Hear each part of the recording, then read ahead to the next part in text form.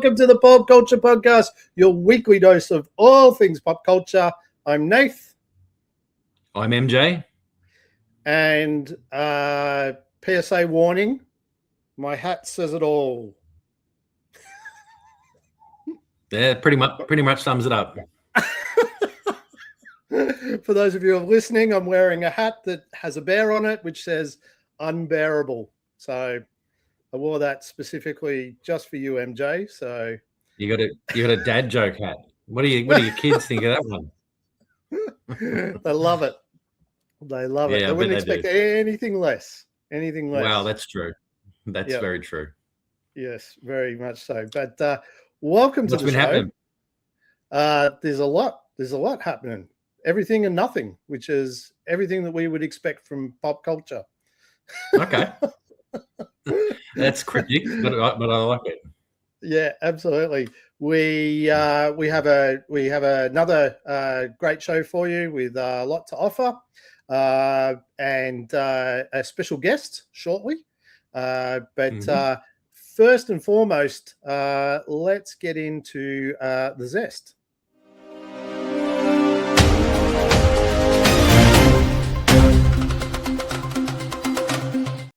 Want some trailers? I feel like when we come out of the zest, I feel like I need some papers and like to just sort of bang them on the table or sign something. You can do that. No one's stopping you.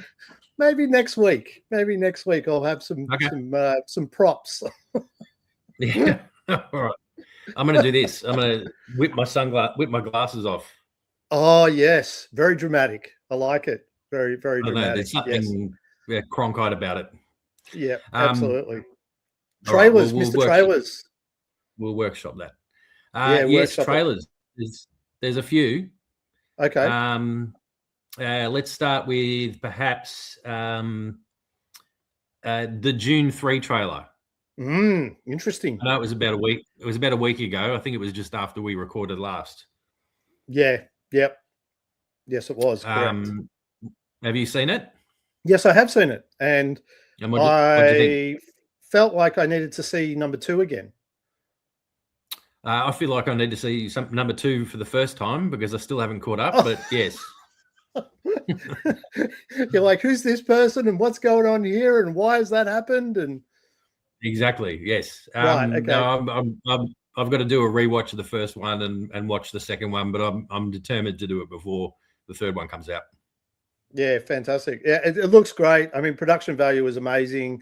It's an epic story, and you know, the trailer didn't sort of shy away from it being on an epic proportion by any means. No, the trailer looks great. It's good to see so much Jason Momoa in it. I can't remember what happened with him in the first one, but I'm looking forward to catching up and seeing 3 in the cinema. Yeah, I don't think there was much of Jason Momoa in the first one as much as there was in the second, but he appears to be, and I don't know the June story, so it's all new to me, other than the 1980s film with Kyle MacLachlan and Sting in it. That's all I really know, and so I'm looking forward to this because I don't know what to expect. Yeah, no, definitely. As I said, I'm looking forward to doing a bit of a binge to catch up and seeing the third one. But I know that there's lots of people that are really excited about that one. So it's good to see a trailer and get some more stuff to talk about. Another trailer that we had. Did you see the Godzilla -0 teaser? Yes. Again, another epic film. Lots to unpack with that one. Gives us just enough to get excited, but not enough to know exactly what's going to happen, other than there's going to be a lot of carnage. Yeah, I mean, as you say, it didn't give away a whole lot, but it's just nice to know that it's on its way. I don't know whether we had a date confirmed previously, but now we do, November 6th. Yeah. Yep. So that's exciting too. But it was nice to get a reminder that one's on its way. Yeah, 100%. Looking forward to that. the other trailer that I watched, and I'm interested to hear what you think of this one, is Digger from Alejandro Gonzalez Inarritu, the Tom Cruise movie. Did you see this trailer? Yes, I did. I saw this yesterday, and I've been deep in thought about this for the last 24 hours since watching it. I look, honestly, I didn't know what to expect from Digger because it really didn't give us anything up until this trailer. We didn't know a synopsis. We didn't know anything about it. This is all kinds of crazy. It's kind of like a fever dream meets a stoner film. I'm really not. I'm not. I don't know whether I like it or I hate it. Tom Cruise made this big statement a long time ago when Maverick was coming out, and he said, he wants to bring people back to the movie, back to the cinema. He wants people to, enjoy themselves in the cinema, et cetera, et cetera. He wants that. He does these films for people to enjoy. I don't know if I feel that way about this trailer. I'm not sure that. Yeah, I mean, I'm sure he wants people to go and see it, and I'm sure people will. But this one feels like a real hard left turn from the last Mission Impossible, doesn't it? Yeah. I understand that he's trying to do something different. He probably just he's tired of doing what he's doing, and he wants to try something else. And obviously this script spoke to him in some way, shape, or form since he did Tropic Thunder, because that's kind of what it feels like. It feels like an extension of his character from Tropic Thunder. And yeah, fair enough. Yep. I just don't. But everybody, it's not just Tom Cruise's character. They're all the same. Like they're all nuts and screaming. It's and all yelling. Yeah, it's all very cartoonish. It's got Doctor Strangelove. Yeah, it's got like Doctor Strangelove. Oh yeah, Doctor Strangelove. Yeah, I can see that. Yeah. I'm sort of. I've got mixed thoughts about it. Like it's got a really great cast. Like it's got. I saw Jesse Plemons. I didn't realize that one of my favorites, Riz Ahmed's in it from Rogue One. Yep. He looks great with sort of heightened makeup and maybe some prosthetic teeth, and I don't know, but John Goodman's always great. I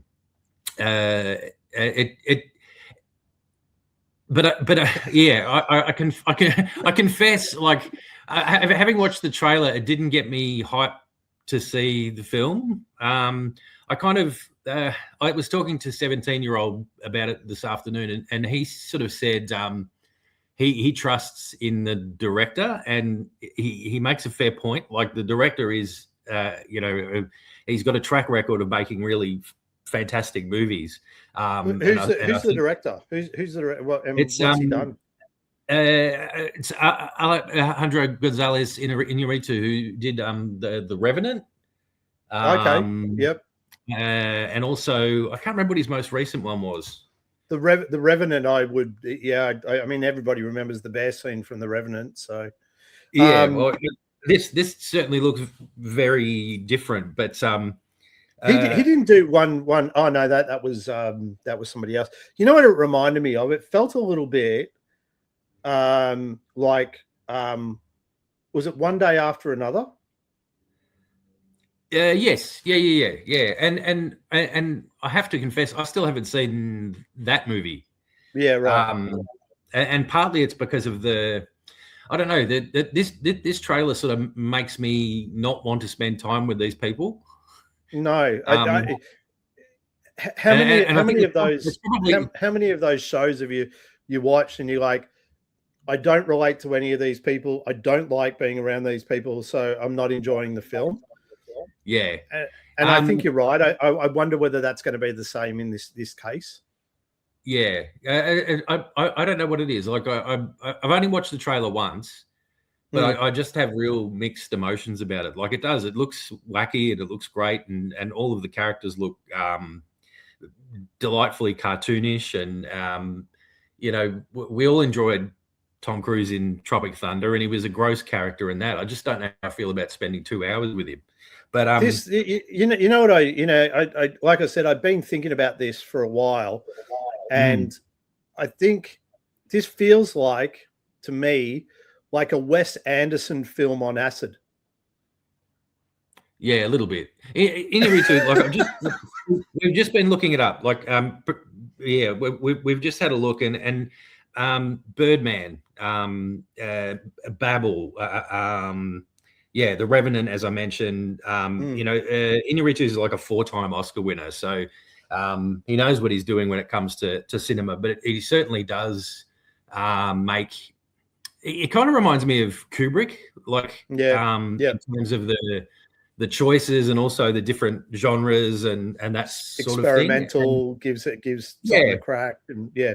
But I just but for a movie that you know, sort of the hype was quite big. I just the trailers sort of left me a bit confused, I guess. You know what it is too. Like for me, I think it is too that I'm not a, you know, and I mean, this is a culture confession. I'm not a huge fan of his work. So The Revenant, I thought that it went too long, and you know, there's certain parts of it that, you know, was very uncomfortable. I didn't really walk away from that saying that I enjoyed it. From a cinematic point of view, I did. Babel, same. And what was the other one? The other Birdman. one was Birdman. See, I didn't like Birdman, and I mean, I'm probably the minority in this case, but there's just something. I think it's just something about him as a director that I don't enjoy. So maybe that's what it is. It's interesting as you're saying that. I'm thinking that, you know, you were just talking about how Tom Cruise likes to make movies that drive people back to cinemas. I don't think Inarritu cares. No. And from that perspective, it's an interesting sort of pairing. Like, I'm sure he wants his movies to be profitable, but it's not like he's making stuff specifically to drive people into cinemas. So it is. It's just a really interesting creature, I guess. But I don't know. I'm sure it'll be a great film. Whether I go and see it in the cinema or not, at this stage, I'm very doubtful. But who knows? Maybe we'll see more. I'll make a prediction. I predict that it will definitely be nominated in the Razzies for next year. Next year's Razzies. I bet it's one of those films that gets nominated in the Razzies, but also for 12 Oscars. Yeah. and I kind of hope it is. Yeah, I kind of hope it is. I love an outlier that, you know, throws the cat amongst the pigeons. So I don't know. As I said, I don't mean to sound negative about it. This is more about the trailer. Like as I said, I think it'll be an excellent movie, and I'll probably see it at some point. But the trailer itself, I just found a bit, I guess, confronting is the right word. Confusing. I don't know. But as I said, it's got a cast of actors that I adore. So you know, do I want to spend 2 hours with all of them? Then maybe I do. So we'll see. But yeah, no, it was a really interesting one, and I'm interested to know what other people think. If anybody's got any feedback or hot takes, I'd love to hear them. Yeah, well, I mean, you can let us know on all our socials under Pulp Culture Pod. We might post put the poster up and ask for everybody else's thoughts on it on our socials and see what comes back from it. I'm sure that there'll be some interesting conversations based on it. I'm dying to keep having a conversation about it. I just, you know, it just seems it really does seem fascinating to me. Like I said, I'm a bit confused by it, but that's not a bad thing. You know, some art does that. So bring it on. Yeah. Perfect. I think that's it. I think that's it for trailers this week. Okay. Unless you've got something else. Yeah, I've got I don't have any trailers, but I've got some interesting movie news coming from Marvel. Last week we sort of mentioned the hot rumor of Joe Carey in talks to play Nova. Yes. And just in the last 24 hours, it's been it's been released by Marvel that a Nova movie is in development. With Michael Waldron attached to write. Now, I'm not too sure if you know who Michael Waldron is, but he wrote name's familiar. Doctor Strange, Multiverse of Madness. He's also done Secret Wars. He's written quite a few of the Marvel films already. So this is an interesting one. It is definitely official. So I would say we may even get an understanding of who Nova's going to be at San Diego Comic-Con. Okay, interesting. Did you hear the other casting rumor today? Which one was that one? Which one was that? Adam Driver as Magneto. Yes, in the X-Men. Yes, I did see that one. It's only a rumor at this stage. That's a hot take, if it is. I think it'll be. I personally think it has the potential to be great. Well, so long as we don't get shirtless Magneto, I'm okay with that. Yeah, I don't know. I think shirtless Magneto makes as much sense as shirtless Kylo. Oh yeah. What other news have you got? I think that's about it. We'll probably talk about Sam Neill later in the show, I would suggest. Yeah, absolutely, we will. Yeah. What I also have is that in more Marvel news, that Stellar Creative Lab, who is the animation studio behind Marvel's What If, will be producing the CG animated Absolute Batman series. Okay, interesting. So that's a cool animated company to be doing Batman animated because the What If series was awesome. It did look great. I would imagine they'd probably sort of turn things a bit grittier for Absolute Batman, but I really enjoyed the What If show, so that sounds very positive. Yeah, absolutely. The other thing that we had happen this week, and this is where I might introduce our special guest. The Emmy nominations came out. Yes. I haven't had too much of a look at the Emmy nominations, but producer Kim and I are big fans of the award season, and she's been having a look. So I thought we might just bring producer Kim on to give us a bit of a breakdown of the Emmy nominations for this year. All right, everyone, please welcome producer Kim. Hello. Because I'm camera ready this time, which is good. And Nathan, look. You're prepared. I have notes. You have notes. Yes, you're ready to use them. I do. I have many notes. So yes, the Emmy noms were released this week. So I've got a bit of a rundown of our shows that we're interested in and some sort of topics and trivia and stuff. The Pit was the most nominated show. It had about 25 nominations. Interestingly, 6 of those are supporting actors. So 3 actors and 3 actresses from The Pit are all in the supporting actor category. So that's going to be interesting. It's a great ensemble cast, isn't it? So I think it's well deserved. It's a huge cast. I don't know how they're going to pick it. They're all really great in their own way, but, good luck to all of them.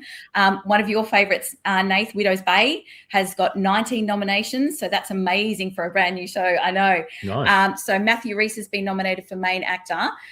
Also, Stephen Root got a nom, and also Dale Dickey and Kate O'Flynn. I think I can't remember those characters' names, but I remember the actresses. Dale Dickey was the Reverend, and Kate O'Flynn is she's the friend. Forgotten her name, but my favourite. The PA to the she works in the mayor's office. She works in the mayor's office. Yeah. Cool. And of note, runs a really good cocktail night. For those who've seen it. And also of note, Betty Gilpin and Hamish Linklater got nominated for guest role for that amazing episode that we watched recently. So I was very impressed by that. I thought that was great. Flashback episode. The flashback episode, yeah. Night of the So Seven just Kingdoms. very quickly, just for you to know, it was Patricia who is Katie O'Flynn. It was Patricia. Her name's Patricia. Bookmobile. Easy name to forget. Yeah. Exactly. One of MJ's favorites, Night of the Seven Kingdoms, got 9 nominations. Basically, it got 1 for outstanding drama and then a whole lot of creative Emmys like costumes and things and stuff like that. The cutest thing about that is Dexter Sol Ansel, who plays Egg in it, was losing his mind. He was jumping around when he found the noms and he's like, I'm going to meet Zendaya. So there better be something on social media of him meeting Zendaya at the Emmys next year. That'll be awesome. Shrinking, one of our favorites. Harrison Ford's got nominated again for an Emmy, as well as a lot of the ensemble cast. And a great thing is that Michael J. Fox got nominated for his guest role on Shrinking. Perfect. So that I was very excited about that one. That was great. I reckon he'll get it. I reckon he'll get it. He's got sentimentality behind it, hasn't he? And he came out of acting retirement to do this role. Yeah, I think he'll get it. He does too. I wouldn't be surprised, but I mean, you always got to see what else he's up against. So we'll see. But yeah, go Michael J. Fox. Yeah. One of your favorites, Yahya Abdul-Mateen, got nominated for Wonder Man.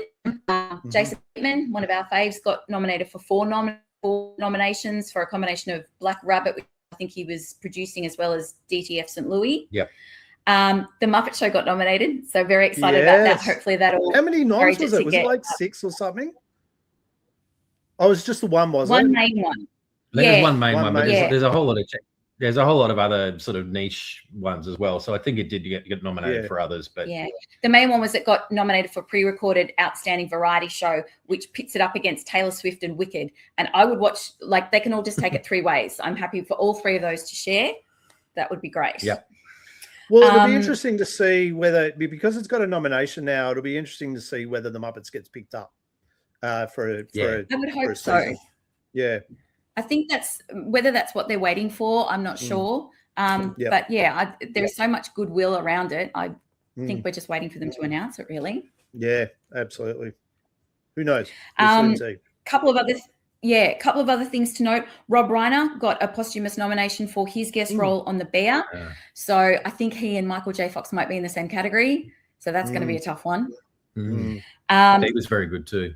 He was. Yeah. He had a bigger role than Michael J. Fox's one. So whether that will make any difference. I think in those guest parts, it doesn't really make a lot of difference. Yeah. It's more about the I think posthumous won't win over because he's already been nominated, right? So the nomination's already there.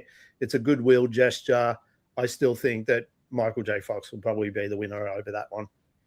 I've just had a look at this category. So this is guest actor in a comedy series. You've got Michael J. Fox and Brett Goldstein for Shrinking, Hamish Linklater for Widow's Bay, Kristen McDonald for Hacks, Rob Reiner from The Bear. So it's a very packed category, that one.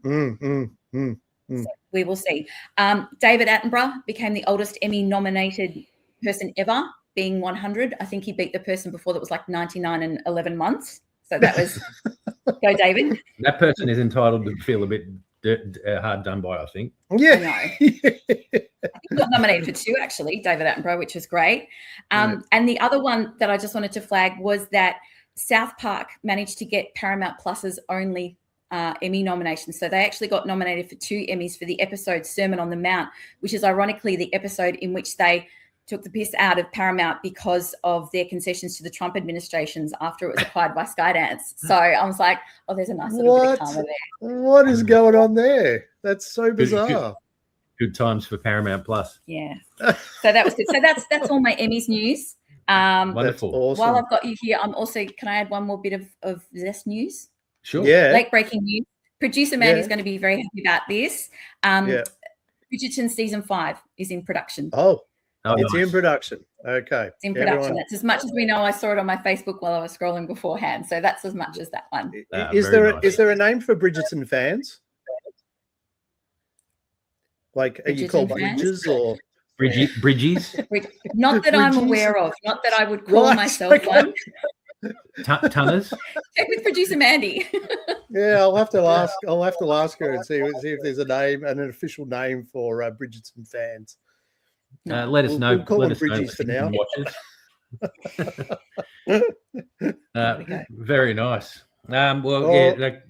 Don't go too far away, producer Kim, because we might get a little bit more from you once we start the review. Can do. Yep. And then we'll send you off to your dance class. Sounds good. Yep. All right. Well, producer Kim will be back shortly. I've got some really interesting news. So for those who might not know, in the US, Target is do a lot of firsts when it comes to toys, and they might do some exclusives. And Target has gone viral after a new policy, which is cracking down on its resellers. And so, as I was saying, when they do these exclusives, the resellers come in and they essentially just buy up big everything off the shelf, and nobody else gets to buy it. Or they'll buy up big. They're not, the uptake isn't there, and so they start returning them. What are they doing about it? Yeah, well, this is the interesting thing. So their new resellers policy, and I'll read it out. It's like I said, it's really fascinating. It says that Target will no longer sells to resellers. This ensures that all guests have fair opportunity to purchase products and helps us remain competitive. Purchases must be for personal use only. I don't know how they're going to track that, but anyway, the quantity purchased should be reasonable for use in an average household. So that's the policy. So after that, they've also got now a terms and conditions, which reads: attention Target guests, trading cards, the Nidos and the squishy toys. So these are this new sort of TikTok phase of squishable sort of fidget stuff. Now got. I'm a big fan of the videos of those exploding in people's faces. Yeah. They're awesome. So here it is. So here's their policy regarding these. No overnight camping, which includes sidewalk entrances and parking lots. Okay. Lines may start outside 30 minutes prior to store opening hours at 8 a.m. And if trading cards, Nidos, or squishy toys are available. No in-store lines. You will be asked to wait outside in line once the vendor has completed stocking. So what they were doing is they were stalking the stockist and trying to get their hands on one that was coming fresh out of the box. As a retail worker, I've been a victim of that sort of behaviour. Yeah, right. Okay.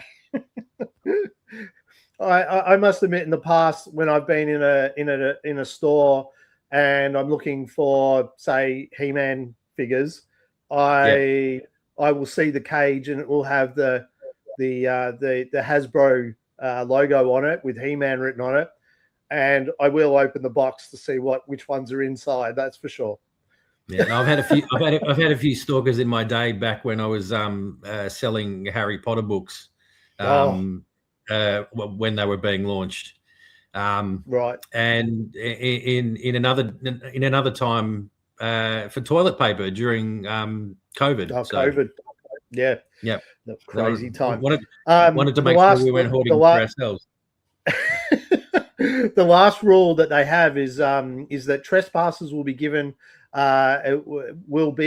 if overnight camping or verbal agreements occur. Right, so trespassers they'll be charged if they camp overnight, or if Target says no arguments. Target says no one will trespass against them. Yep. So yeah, interesting, right? This is going to change a lot. I don't know how they're going to police it. So it's an interesting one. How that's going to work. But sounds a bit like a PR move, so that they can say, "Well, we tried." Yeah, absolutely. Well, we'll watch this space. I'm sure we'll be seeing some interesting posts online about people camping out and being arrested. I look forward to seeing how it doesn't work. Yeah.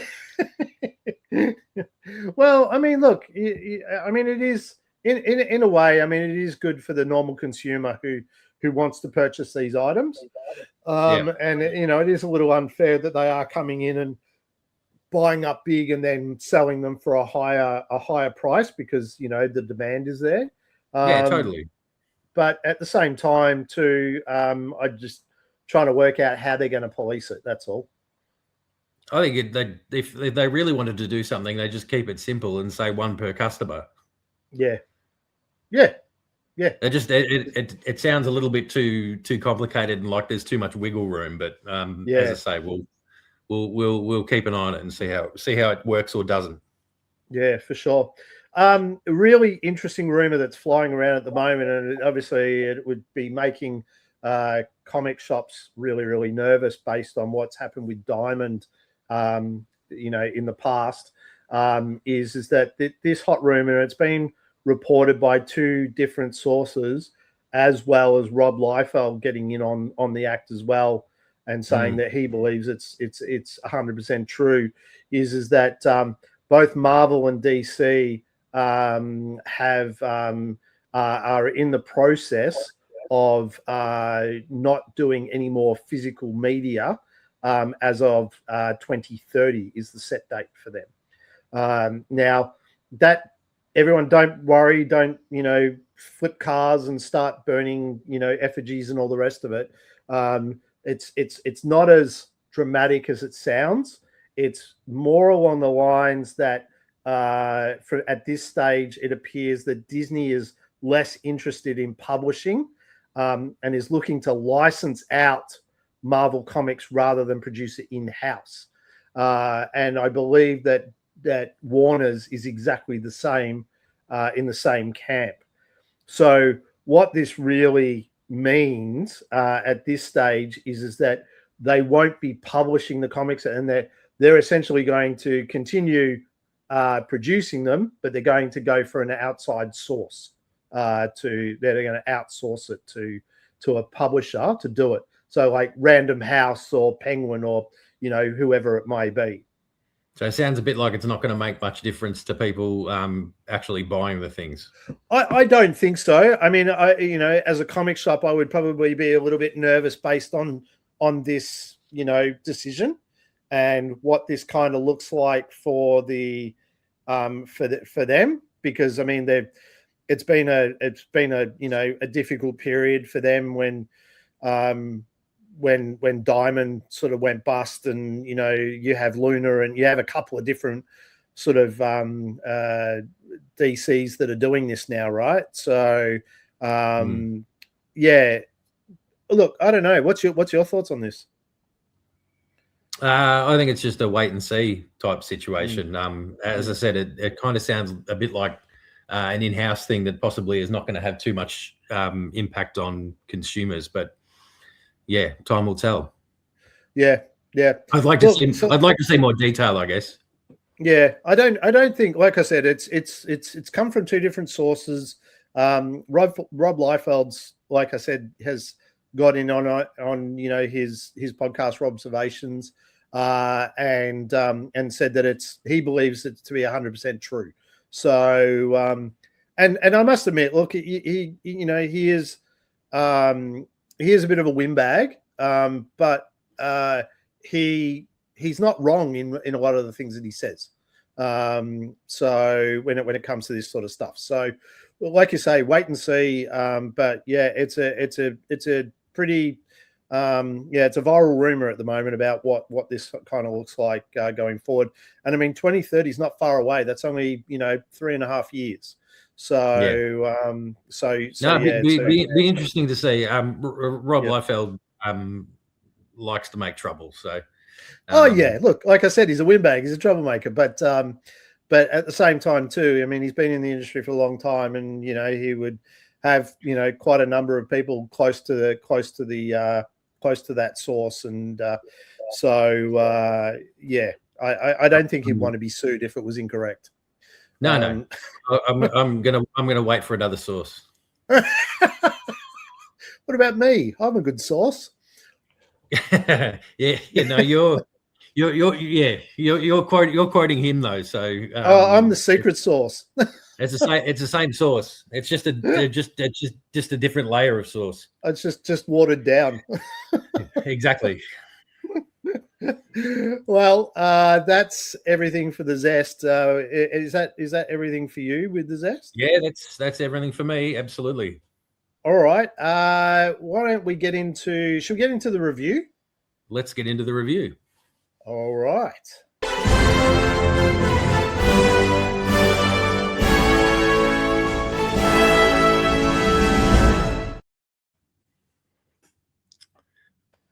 All right.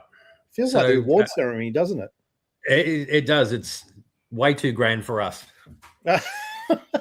Should we welcome back producer Kim? Let's do that. She's got a couple of things she wants to talk about. So we'll let her have a crack at the mic and see what she's got for us. You don't have to kill me every time. It's kind of the signature. Thank you. That's very kind of you. And look, I have notes this time. And look, the thing I like that there's video now is that you can see that these notes are pink and they're actually scented. And so for anyone who knows, that means I'm going to be talking about the show Elle, which is the Legally Blonde prequel. So very nice. It dropped this week. Thank you. Yep. I think I've watched 3 episodes so far. It's really fun. So yeah, this is the prequel to the Reese Witherspoon movie Legally Blonde. It's set in 1995, which puts it at about the same time as Clueless. So for the touchstones for pop culture and things and stuff like that. Instead of her being the outsider in Harvard, she's gone to Seattle. And so Seattle 95 is right in the middle of grunge. Everyone's wearing flannel, or they're all, talking about her as if she's a vapid LA person sort of thing. Well, she is. I mean, she is. It goes against her wardrobe choices, right? So. Oh, 100%. And the design is really well. You can see her in every shot because she's the only color in this swathe of blues and grays and flannels and dark colors and stuff. It's really cute. I have really enjoyed it. Being someone who went through the 90s, there are so many things in it that I was like, I had those shorts. Someone is listening to the Walkman that I still have up in my room. The makeup is specific to the era. She's got a pager. It's really fun. It's very much a classic story, very similar to the movie. She sort of tries to fit in the wrong place, and you can kind of pick the beats that are going to happen. She set out her plan for how she was going to have a fabulous year, and I think she's still going to have it, but it's just not going to be in the way that she thought. But it's great. The lead actress, her name's Lexi Minitry. She's amazing. She's like, there are shots where she looks like Reese Witherspoon. She does she's very good. She does a really great job. One thing I didn't realize was that Elle's dad is played by Tom Everett Scott, who was the main guy from That Thing You Do. So it's lovely seeing he's got a terrible dye job. Like you can tell that he's dyed his hair. Oh no. And I think that's the point. So yeah, it's really good. Yeah, the production's great. The music choices are really good. Like the theme song from the show is "I'm Only Happy When It Rains" by Garbage, which is just perfect for a show set in Seattle. The first episode ended with "Creep" by Radiohead. So yeah, really enjoy it. For anyone who liked the movie, watch it. It's great fun. I will be definitely watching the next 3 episodes. Am I incorrect in saying that it's already been picked up for season 2?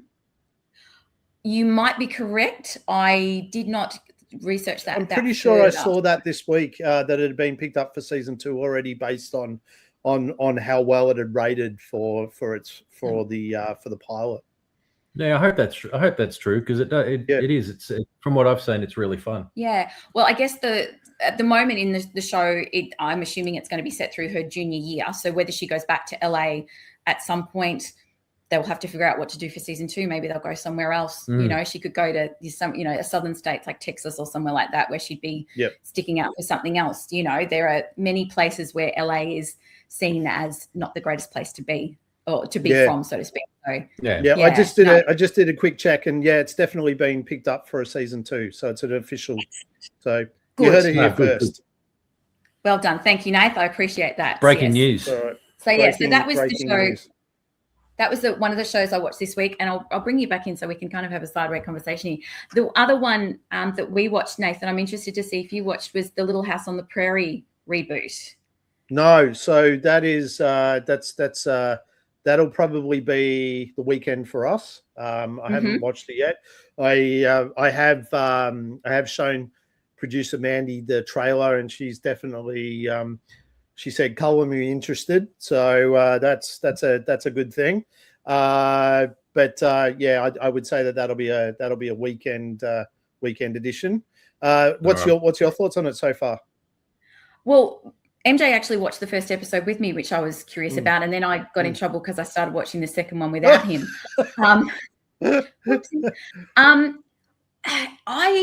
I'm interested, especially comparing it with Elle. Like, I watched the first couple of episodes of Elle. I'm like, I'm great. This is in. I love it. It's fantastic. The first one of this one, I don't know whether it's because I remember the books. Like, I read the books when I was very young. So the memories I have of the books are quite specific. And I remember this was a fun thing and everything seemed fun and cute. And this is, I saw a review that said it's a very gritty remake. And it really is. Like, we've already got hints of trouble as to why they left.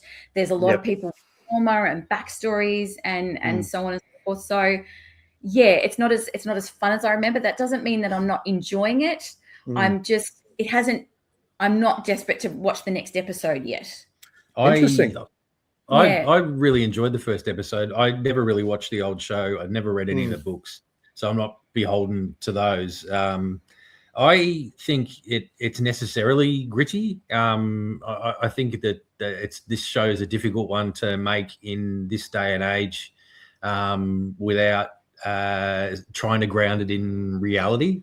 If you make it too sort of fantastical and cuddly, then it's just going to hit as not particularly real. I think shows like that, while they've still got their place largely on mainstream TV, I think they've got they're sort of a thing of the past. So I thought the cast was great though, and it's a beautiful looking show. So yeah, I'm interested to see what you and producer Mandy think. Yeah. Well, I mean, I'll definitely we're definitely going to have a watch, and I think you're right, Kim, with regards to the production.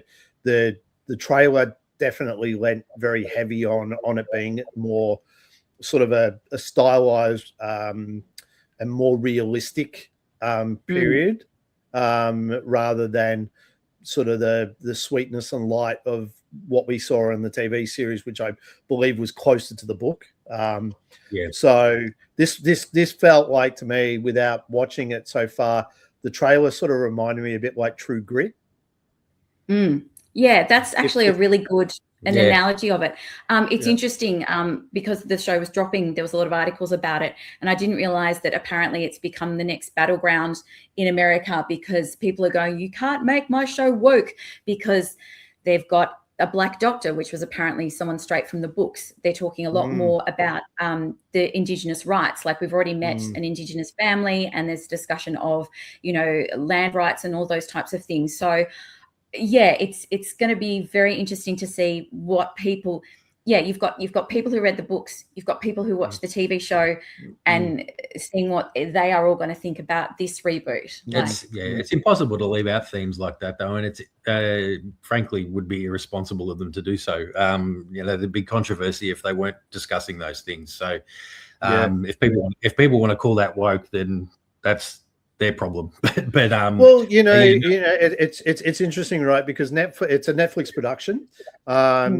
And Netflix are usually quite contemporary when it comes to this sort of stuff. You've got a long-running Canadian series, which is the Murdoch Mysteries, which has been running for, I think it's nearly 20 years now. And they've never been considered. It's a Canadian production, and they are very, very topical about what they have. So they've got like the first female mortician, and you've got a first Black surgeon, and they've just introduced I'm trying to remember his name from Kim's Convenience and Star Wars.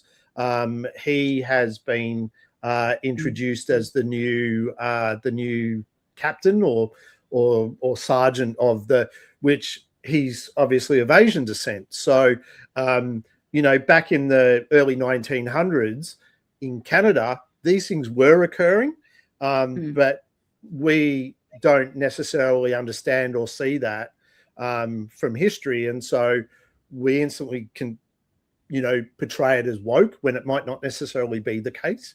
So yeah, I don't think that that's fair, a fair assumption for anybody to say that it's woke without understanding the history of what's involved, right? You just literally encapsulated a whole lot of right-wing media in America there. They're just going to call it woke because it's not what they think. What do you mean you actually went and read a book? Oh, my God, Nathan, please. Yeah, that's right. Read a book.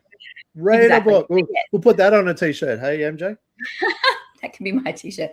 Yeah, so I'm really interested to see what you guys think about it, and we will discuss whether Mark, MJ, and I watch the episodes together or whether we'll just catch up separately. No, I've been banned, apparently. No.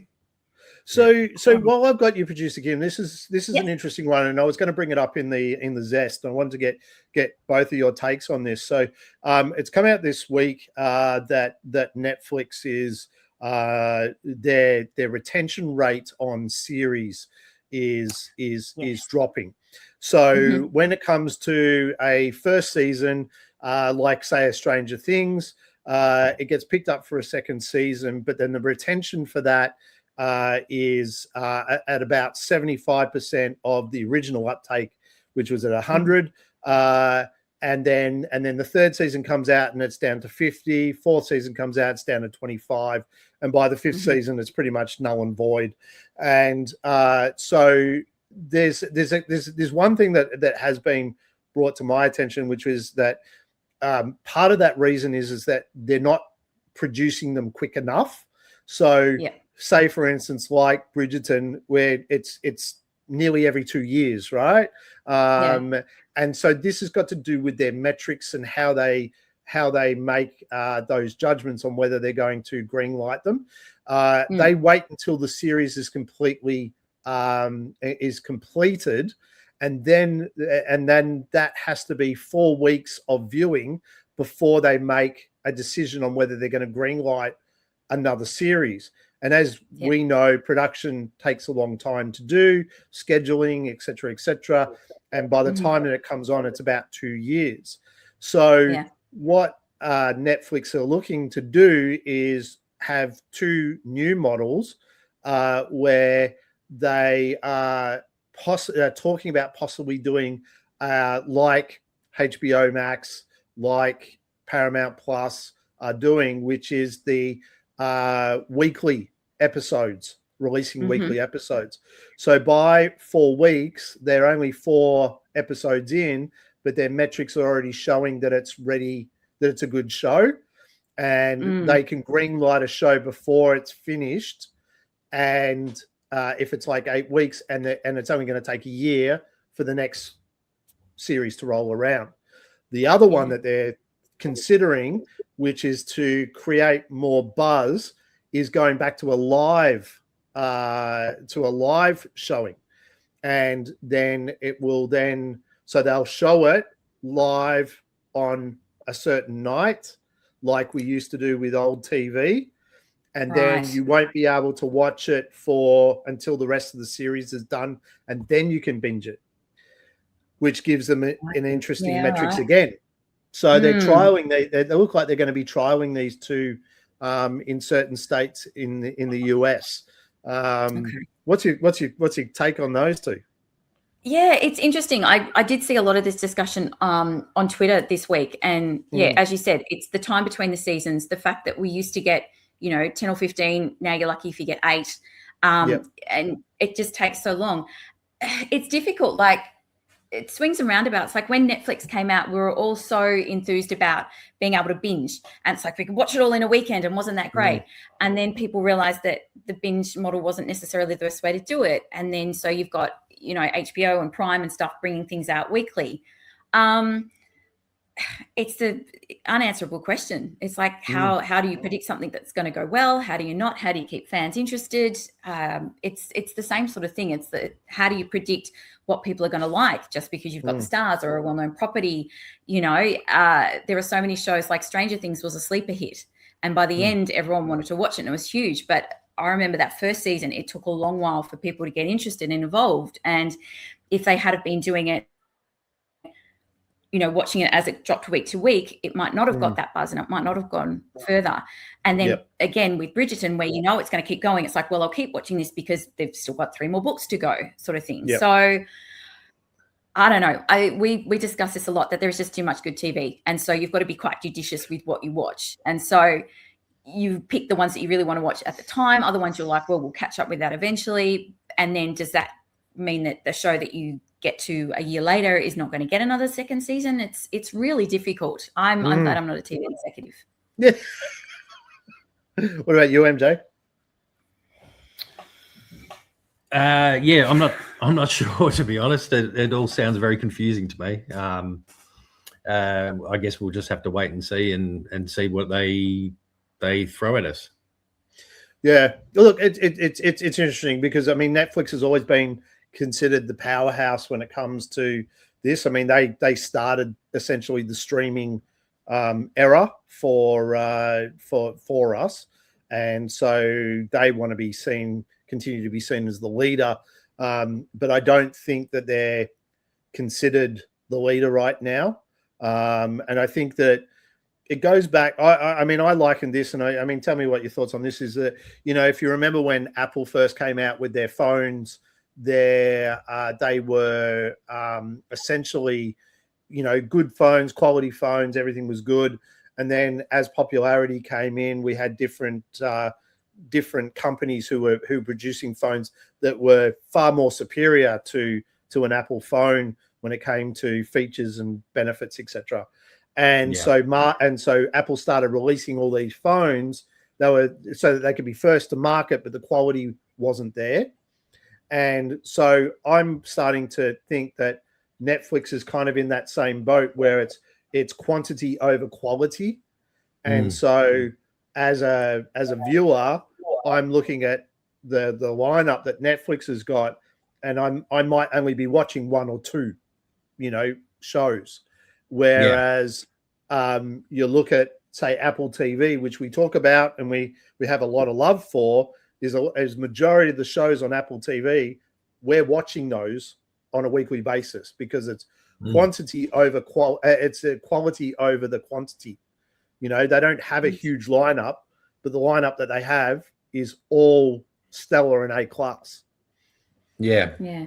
You've also got, the problem is that when Netflix started, it was the first kid on the block, whereas now you've got Netflix and Stan and Amazon and Disney and Apple. There's so much more choice now. It makes it really difficult to pick and choose which stream you're going to go to, which means that Netflix might get dropped out every so often, and that's probably what they were doing so well, and you cannot keep going for forever getting viewers. So of course those viewers are going to taper off, but now they think it's the end of the world. It's like, no, everything's just equilibrating. It's getting back to everyone picking and choosing which streamers they're going to use. So you can't explain that to accountants, but it's the reality of the situation, really. They just want to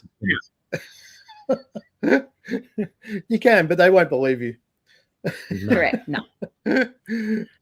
Well, thank you. Right. Thank you, Producer Kim. We always appreciate your insight and bringing a different flavor to the table. Thank you very much for letting me crash your night, guys. I'll give you back the TV properly now. Please thank Producer Kim, everyone. Thank you, Kim. In addition to Little House on the Prairie, we also watched Silo episode 2. Oh, I haven't seen this yet. I haven't seen it yet. Was it just as good as the first? It was. It was a good episode, but we'll wait until you've seen episode 2. Did it answer some of your questions that you had? No. Okay. No, it did. It made me realize that some of the stuff that I might have had minor problems with in the first episode, I thought was storytelling decisions were actually part of the story itself, and that I need to wait for more information. So, okay. Yeah, no, it was a good episode, but as I said, we'll wait until you've seen it before we talk more about that one. Okay, sounds good. How about you? What else have you been watching? I've watched a film that's got me really excited, and it's been a while since I've watched, and this is an action film, since I've watched an action film that I've walked away feeling completely exhausted by it. And I'm talking about a film that was released this year, and it's got a lot of buzz about it. It's called The Furious, and it's got a huge both critics and the audience have rated it 7.5 out of 10 in IMDb, in Flicks, Prime Video. So this is a Prime Video production, along with Hong Kong. It's directed by Kenji Tanigaki. I think I'll butcher the name, but I'll go with that anyway. I reckon you've done pretty well there. Oh, thank you. Well, it's a change for me getting something right. But this film, this is like look. The premise of the story is not. It's been done before.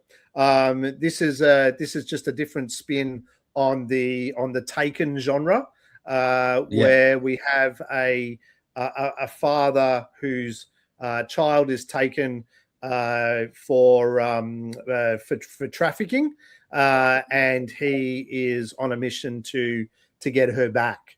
And this is it doesn't specify where this is. It's just set in a Southeast Asian country, and he is a mixed martial arts, very well trained mixed martial artist, and he takes on the thugs in one way, shape, form, or another, and ends up teaming up with so talking about Wang, who's the lead here, which is by Mo. I think it's by Mo T. I think that's how you pronounce his name.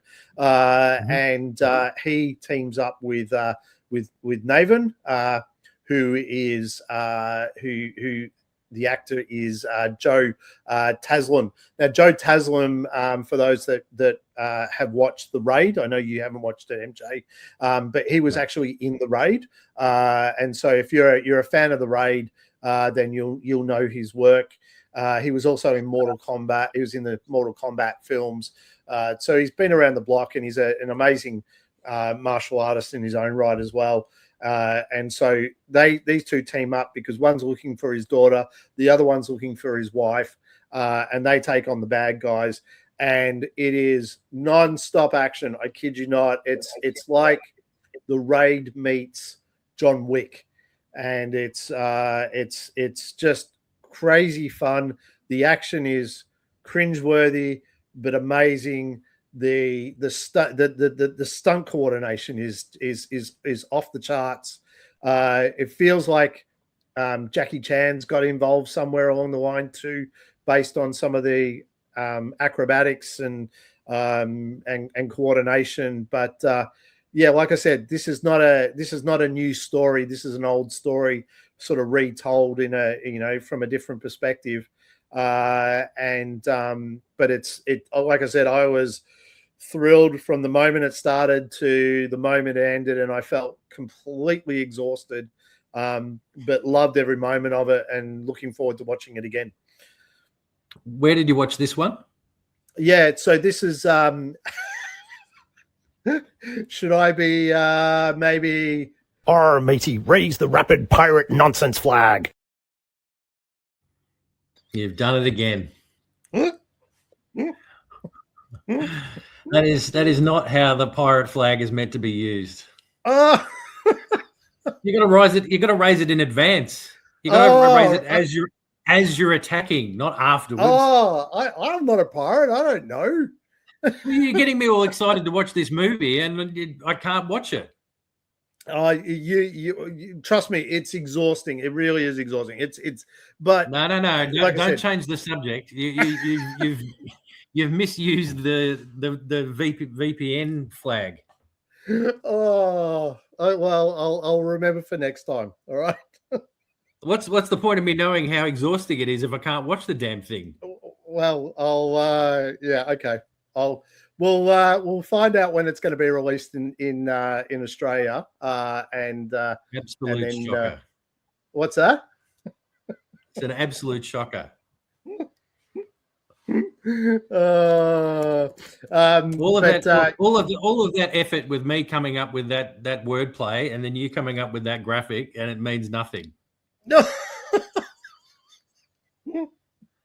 It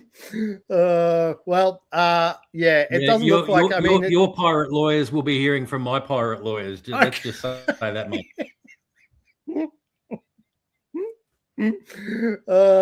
Too funny. What have you been watching, MJ? All right. What have you been watching where you don't have to fly? Where you don't have to fly a flag? What I've been watching through my Disney Plus subscription. Excellent. And I could also watch it if I wanted to on the Blu-ray disc that I've got. Actually, it's probably on DVD, this one, but through my physical media collection. So there's two ways that a normal person could watch this movie. Excellent. I watched X-Men: The Last Stand. I've been trying to get back onto my Doomsday prep. Avengers Doomsday prep watch. So I revisited X-Men: The Last Stand this week. So and I thoroughly enjoyed it. It was a much better movie than I remembered, to be honest. I was. It's funny you should say that, because I was. For some reason I sat down, turned the TV on, and they had Dark Phoenix on, just normal commercial television. And so I started watching this, and producer Manny said, "What is this film? I don't even remember this film." And I said, "That's okay. Not a lot of people do." So, unfortunately, but look, there's not a lot wrong with it. I think it was just timing, and it was a little bit different from the others. And are we talking about the last Stand or Dark Phoenix? Dark Phoenix. What's your and the reason I mention it is because I feel like it's got the same brush as The Last Stand. I think the main problem with Dark Phoenix, to be specific, was that it came out after they'd already announced that the X-Men movies from Fox were going to be wrapped up. People already knew that there was going to be a reboot of the X-Men franchise under Kevin Feige and the MCU. So it was sort of a story that was kind of going nowhere. I actually really liked Dark Phoenix. I did have some problems with the plot. I can't remember what they were. There was some stuff to do with Magneto and things that he was doing that just didn't make sense story-wise or something. But I actually really enjoyed the movie. It had a great soundtrack by Hans Zimmer, one that is still on my reading rotation. I listen to it while I'm reading. I didn't hate Dark Phoenix, but what about The Last Stand? Yeah, The Last Stand I thought was really interesting because I think one of the reasons, in hindsight, having watched it again, that it got sort of a bad rap is it's got a heck of a body count. I'd sort of not realized. I mean, we lose a whole bunch of. I won't mention them here just in case someone wants to go and watch it. But we lose quite a number of characters to death in this one, but also a couple of characters get depowered permanently as well. So the bulk of the characters either die or lose their powers. So it's a lot of it's a bit of a downer. Like it really does feel like it really was a finale to this trilogy of movies. I know they rebooted it later with First Class and a slightly different cast, and they brought some of these characters played by the same actors back in Days of Future Past. But it really did feel like a conclusion. But it's a really good movie. Some great performances by Patrick Stewart, Famke Janssen, Hugh Jackman. I really enjoyed it, and I'm glad to be back on my sort of Marvel rewatch. Next up is X-Men Origins Wolverine, which I'm interested to watch again, see if that's aged any better as well. Because I know there's parts of it. It hasn't aged well. Well, I'll be the judge of that. Thank you very much. But no, there's I know there's a couple of bits that won't have aged particularly well, particularly the Deadpool stuff. But the Deadpool stuff at the end. I think the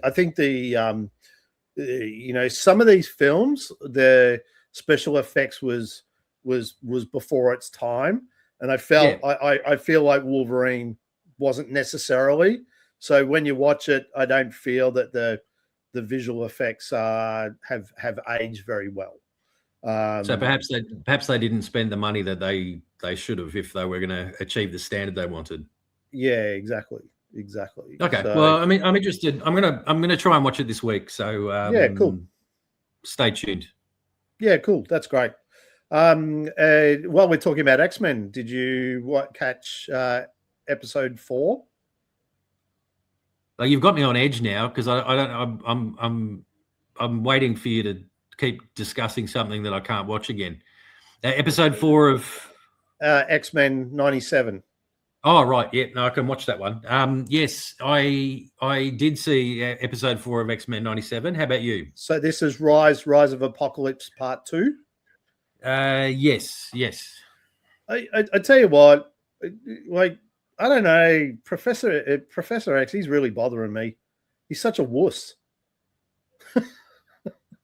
He's having a bit of a bad time, you reckon? Yeah, I don't know. He just doesn't feel like a real good leader at the moment. Ever since he come back from ever since he got married. Oh, okay.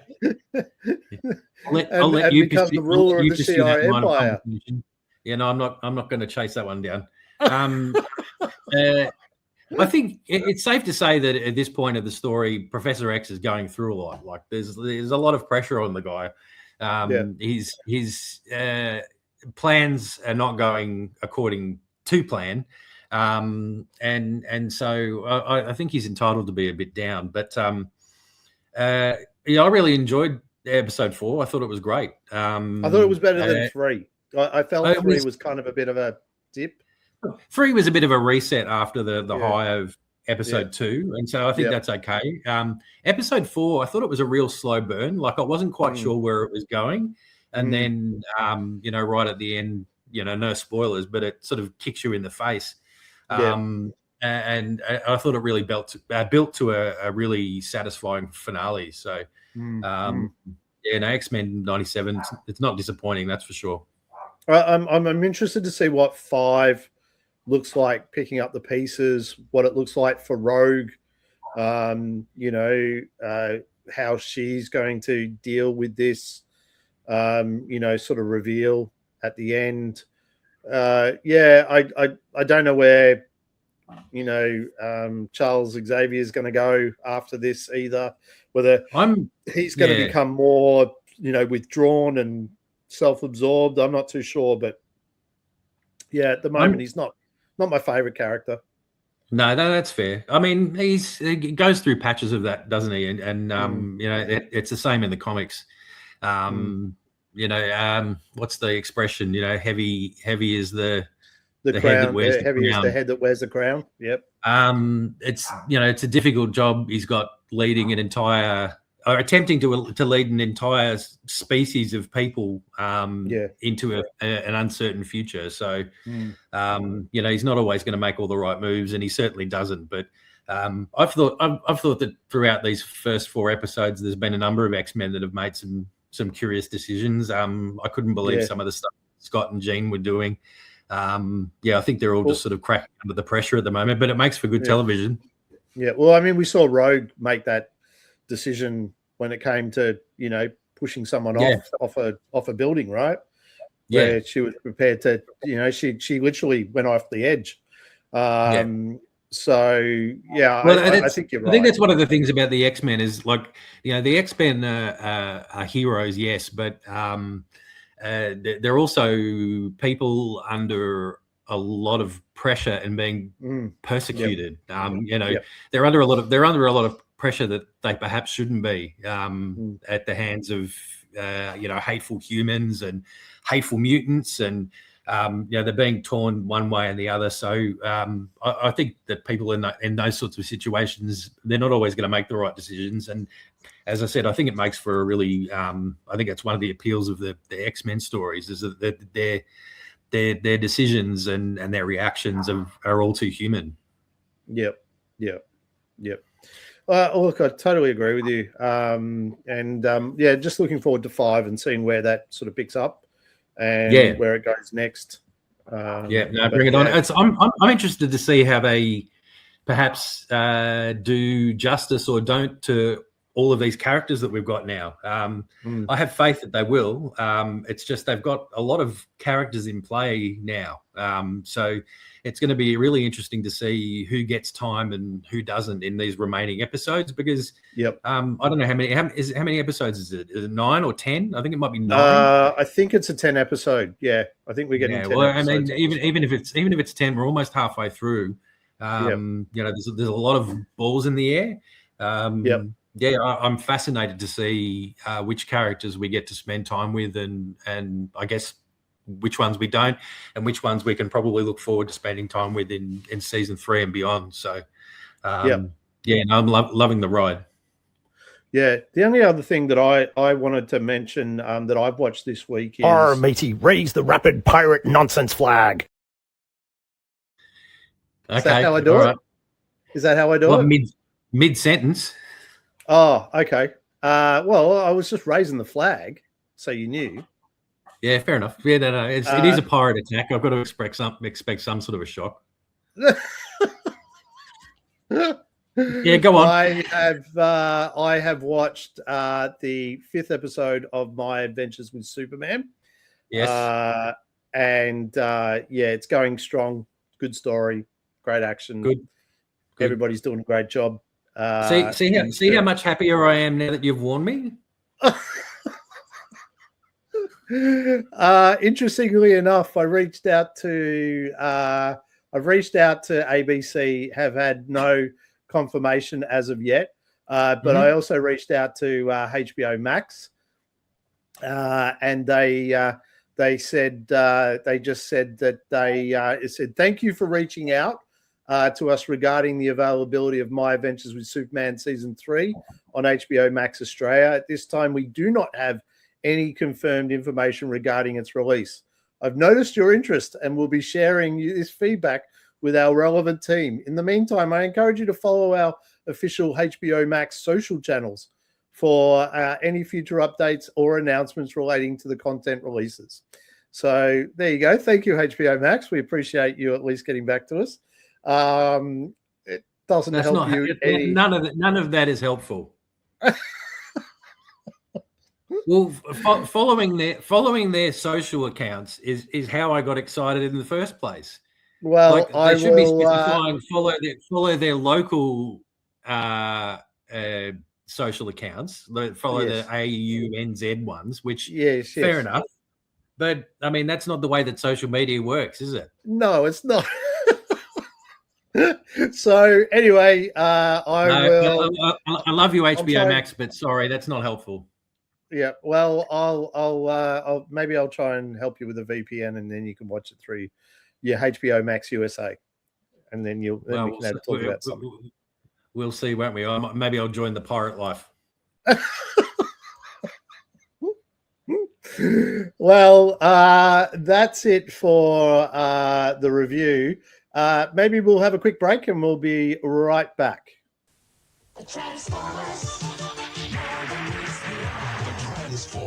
an astounding new Peter's Ice Treat. Watch it transform through icy lemonade to delicious raspberry, then cola, ice, and maybe a lucky stick that could transform into an Autobot mini car, or an Insecticon plus a Decepticon plane, or a set of 4 Transformers. Peter's Transformers in family packs too. More than meets the eye. Yeah, that's pretty good. I feel like a Transformers icy pole now. Yeah, my head was going to dark places because I was thinking about how it's got another transformation ahead of it as well. Everything that we eat does. Yeah. Do you remember the those ice cream sticks where they would where you'd have to get like 4 or 5 of them together to win a prize? Do you remember that going? I remember it being a thing. I wasn't yet aware enough of how the world worked to realize why you never got them. You never actually got anything that won anything. I used to like I used to like the paddle pot ones where you had to collect and make like an image or something. So you connect 2 together and win a TV or something like that. I mean, it never happened, not to me, but no. I always thought that was a really fun idea. Well, I mean, tell us, have you ever won anything from the ice cream or icy pole sticks? We'd love to know about it. Can't wait for the flood of responses of people telling us they won t-shirts. I bet it's all crickets. I bet it's crickets, but but hopefully somebody has. If you have, we'd love to hear about it. Hit us up on the socials under Pulp Culture Podcast. I would love to be wrong. Yep. Okay. Shall we get into the weird files? Yes, we should get into the weird file.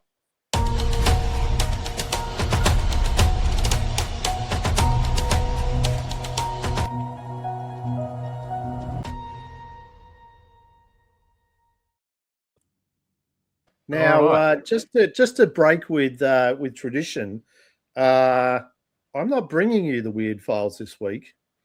It's not just a break. It's not just a break with tradition. It's a leveling up. Oh, I was going to say that you'd stepped up to the mantle. I was gonna build you up, but I'm not going to now. I'm not looking forward to this at all. This is like going from a daytime commercial television to premium HBO Max Sunday night viewing. I thought you were going to say that it's like going from X-Men 2 to X-Men 3 Last Stand. Oh, come on. No, I already told you. It's aged really well. You need to revisit it. You need to watch it again. All right, MJ, the floor is yours. All right. The Weird Files, XXL 2.0 with your host, MJ. All right. Now, so you ready for this? This is pretty wild. I'm all buckled in. Okay. All right. Well, let's start. So here's the headline. Man arrested for faking heart attacks to avoid paying restaurant bills in Costa Blanca, Spain. Very nice. So we've got an international flavor going on. I like it. We do. Yeah, we've got a bit of spicy chorizo and paella going on. Paella? Paella. Yeah, I don't know why that didn't come out right, but it didn't. But anyway, so that's our headline. Shall I go on? Please, continue. Yeah, you're riveted. I can tell. I'm just pretending to be you. Okay. Yeah, you're way too articulate for that. So a 50-year-old Lithuanian man living in the Costa Blanca region of Spain. Over the course of a single year, he developed a routine. He would order a full meal, sometimes with whiskey, at a restaurant. When the bill arrived, he would claim he needed to retrieve money from his hotel room. When staff refused to let him leave first, he would collapse dramatically to the floor, clutching his chest, appearing to suffer a heart attack in real time. He did this at least 20 times across different restaurants. His downfall came at a restaurant called El Bien Comer over a bill for seafood paella and 2 whiskeys, totaling roughly $37. Staff had grown wise to the routine by then. Instead of calling an ambulance, they called the police. No. He was recognized immediately. Local authorities confirmed he had been arrested multiple times before in the same city for the same act. Restaurateurs in the area had reportedly started circulating his photograph among each other to try to stop him before he struck again. Locals gave him a nickname that roughly translates to the Dine and Dash cardiac case. Hopefully, it's got a Die and Dash, huh? No, Dine and Dash and Dine and Dash, and, right? I thought you said Die and Dash. No, I guess the Dine and Dash and Die cardiac case. So 20 heart attacks, 0 of them real, 1 very persistent appetite for free paella. That's how the story ends. I like it. That's definitely some heart-throbbing humor right there. Yeah, you wrecked it. It was all going so well. It was all going so well. That's a good one. That's not a bad one. I could see that. I could see that happening. It's a good. Yeah, that's a pretty good story, isn't it? Yeah. Good scam until the police got involved. Yeah. No, that's it. That's our best one since the car park wrestling, I reckon. It's good to know you're keeping score.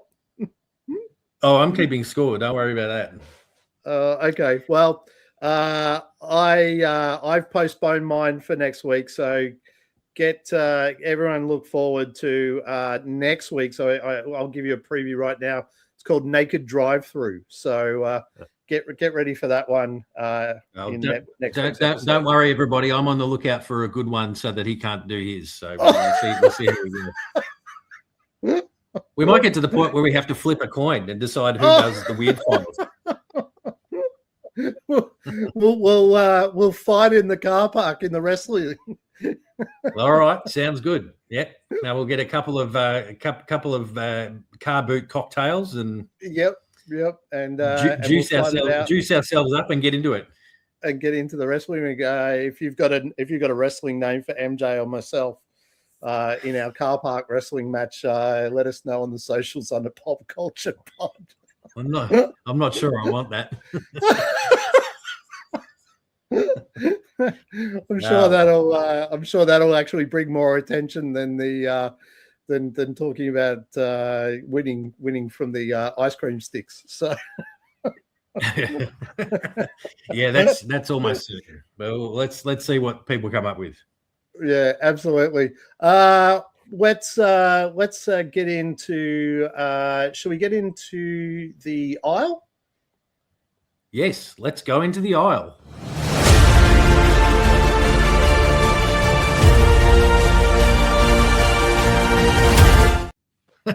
I still love how suddenly that music finishes. That's hilarious to me. Keep you on your toes.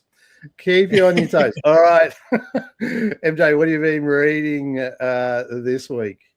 Well, I've been reading a little bit. Probably the biggest thing I've been reading this week is Absolute Batman number 22. Yeah. Have you read this one? Yep. Great episode. I mean, great issue. Sorry. I'll give our video viewers a bit of a look at the cover. There's a lot going on the cover. There's heaps going on the cover. Yeah, but the main character that this story sort of revolves around is Harley Quinn. Harley Quinn, yep. The absolute version of Harley Quinn. I really enjoyed it. I'm not going to. Is this the biggest? Is this out of all the issues, right? Do you reckon that this had the most reveals in one issue? Well, because it certainly had. You reckon it had 3? I certainly thought it had 2 really big ones. Yeah, I saw 3 in there. No, it wouldn't surprise me. It definitely had a couple of banger reveals. I definitely didn't see that coming. No, definitely not. I know exactly which one. The 3 reveals were around Harley Quinn, right? So, and the relationships that she has. So there was 3. Yeah. There was 3 reveals there. So because I didn't. I never saw that coming. I mean, I think you posted on socials about just when you think you know, or is that what you posted? Something along those lines about? Yeah, just when you like the worst thing. I think basically what I said was that the worst thing you can do with Absolute Batman is think that it can't shock you anymore. Yeah. because I sort of, I maybe I'm just a bit of a know-it-all, but I sort of go into every issue kind of thinking, all right, okay, what you got for us now, Snyder? Yeah. And this one just had me getting slapped to the left and slapped to the right, and the reveals, like, because there's a big reveal regarding Batman in that one as well. I don't know whether you've forgotten about that one, but yeah, well, that's what I'm talking about. We've got the 3 reveals then, because you've got 2 with Harley. Yeah. And you've got 1 with Batman. So the one with Batman. No, it's I thought it was great. I was really surprised because this one has a guest artist, as they often do when it centers on a character that isn't Batman. In this case, Harley Quinn. And it's one of my favorite artists is and I'm going to screw up the pronunciation of the name now, but Huerta de Ledera, who does the art for Something Is Killing the Children, is the guest artist on this issue. And once again, they've found an artist that, although different to Nick Dragotta, is still similar enough to Nick Dragotta to make the change in artist not jarring. And for anyone that knows Something Is Killing the Children, it's based around a female protagonist. And the art of how he draws Erica Slaughter in Something Is Killing the Children is one of the real highlights. He does a lot with very few lines, very simplistic sort of stuff, but manages to get a lot of emotion in the faces. And that was why I was excited for this, because in this case he's turning his attention on showing us what's going on with the character of Harley Quinn, not just in the present, but also in flashback. I just thought it was a wonderful issue, and I was disappointed it was over. That was a real ripper. But I'm looking forward to seeing where they're going with it. Now that we've had some of these reveals, and again, we've got a split, so to speak, with characters that align themselves together, and so there's a lot going on. And I think Snyder came out and said that he's going to have he's got 50 issues planned so far. Yeah, which is bonkers. One of the things it's maybe this is obvious, and maybe it's occurred to other people, but I was talking to someone in the shop about it earlier this week, and it started to occur to me that one of the big appeals of this comic, we sort of, some of the storytelling changes that Snyder's made, he's taken away Bruce's fortune. It's not a spoiler now, I guess, but in the original comics, in the original version of Batman, both of his parents are dead. In this one, that's not the case. But what the real twist for me is that as the story goes on, it's becoming clear who the villain of this story is. Yeah, and it's not Killer Croc. It's not Two-Face. It's not the Joker is a villain in this, but the real villain of this, at the moment at least, is Bruce Wayne. And the victims that he's leaving in his wake, as you were talking about, his friends and that sort of thing.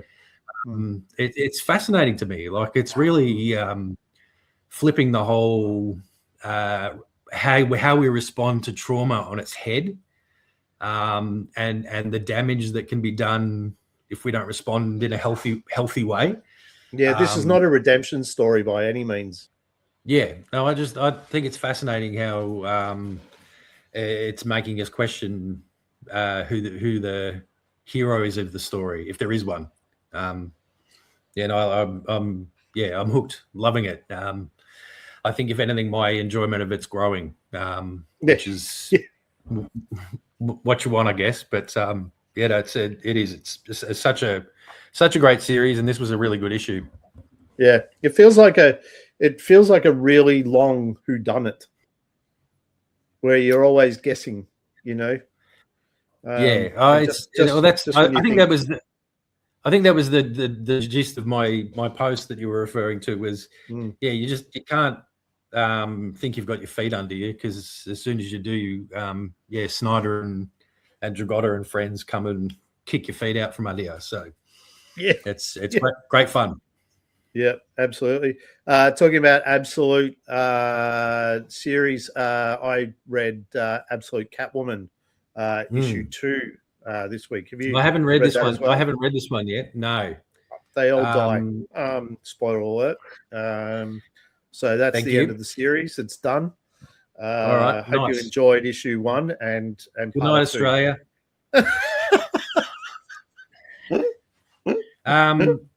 We all of our issues at the store came in damaged this week, so I haven't read it. Were they one of the ones that was damaged?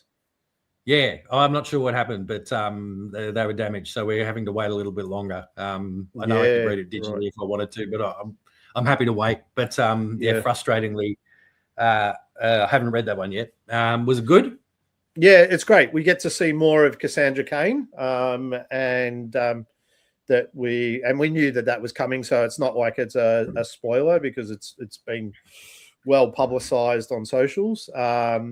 And so we got to see more of her, and again another absolute spin on the character that we know and what she's going to be in this series anyway. But I would say that we'll probably see her, slowly bleed over into Absolute Batman as well. It wouldn't surprise me if we see. I think it's safe to assume that this.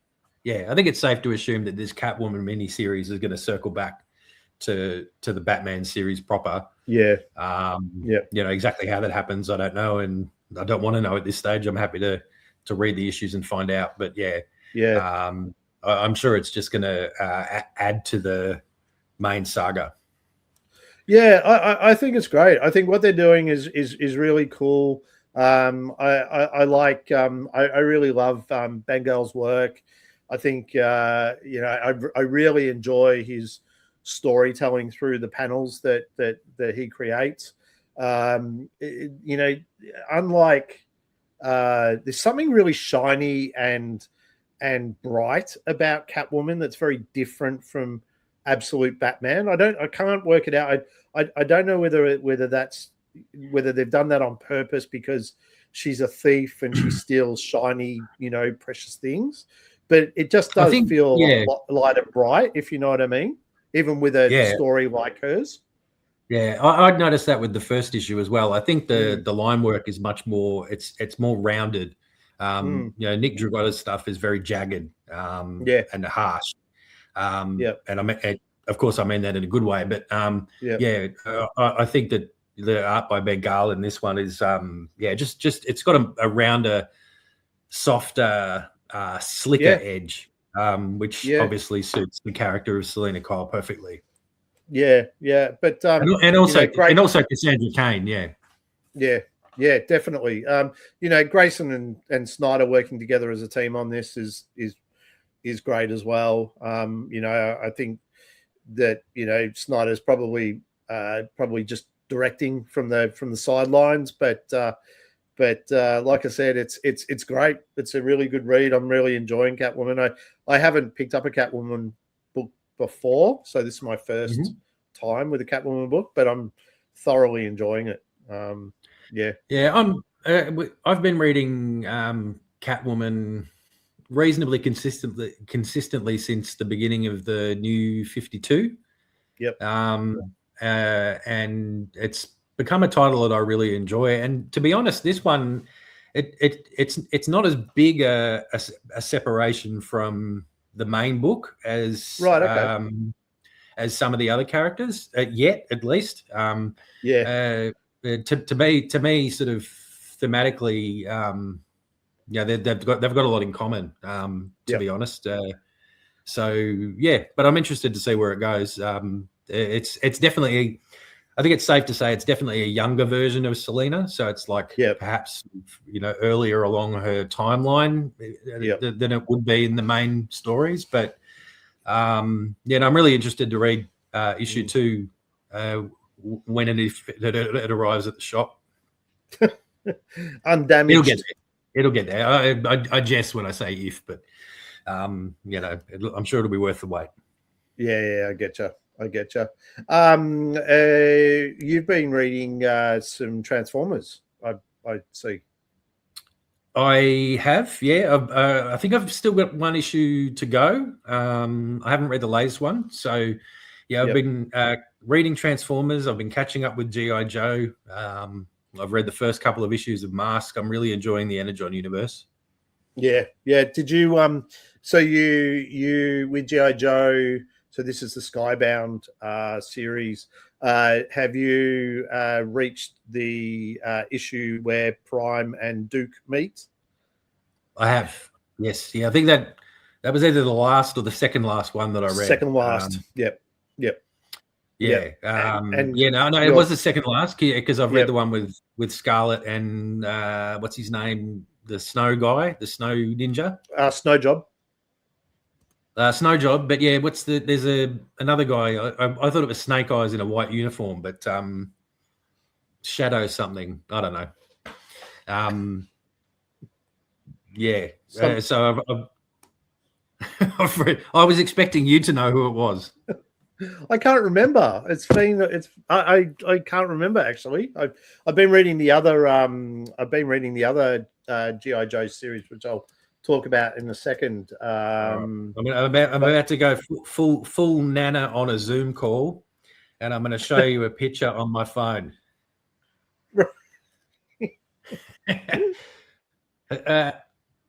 That guy. Oh, Storm Shadow. Yes. How hard was that? Yeah, Storm Shadow. Apologies, everyone. Yeah. So he, like I said, he looks like Snake Eyes in a white suit. Yeah. Is that sort of kind of? Is that accurate? He's a ninja. Yeah. There you go. Storm Shadow. Storm Shadow. Yes, that's right. Great issue too. That's a really good issue. So yeah, it's good. So it's good to see Scarlet again too, because I've read the Scarlet miniseries and I really enjoyed that. Yeah, and they kind of just left her hanging. So they've just picked up where the Scarlet series left off, really, more than anything else. I'm really pleased to see them picking up on that storyline because I enjoyed that miniseries. Yeah, it was fantastic. It was a fantastic series. I wasn't too sure of what they were going to do and where they were going to go because Scarlet is not. I think Scarlet's underutilized in a lot of ways, especially in the Real American Hero book, where she's the love interest of Snake Eyes, and so they're always together on missions. And so Snake Eyes, because he's such a foreboding character, you tend to sort of miss Scarlet, as you know, but that's okay. I like what they're doing with Scarlet, and I think it's great, and more of it. Hey, while this is a tangent, but while we're talking about the other G.I. Joe series, Real American Hero, what have you heard about the crossover with Tomb Raider? Yeah, so I've read this week. I've got up to date. So I've read from 327 to 330, and in 330 there is a reveal that will that came after, and then the announcement of Tomb Raider came. So there's a reveal in 330. So if you're a G.I. Joe fan and you haven't read 330 yet, then highly recommend it. You'll see that there is a direct tie there. I won't say what it is, but I think it's look, I'm really interested in what that looks like.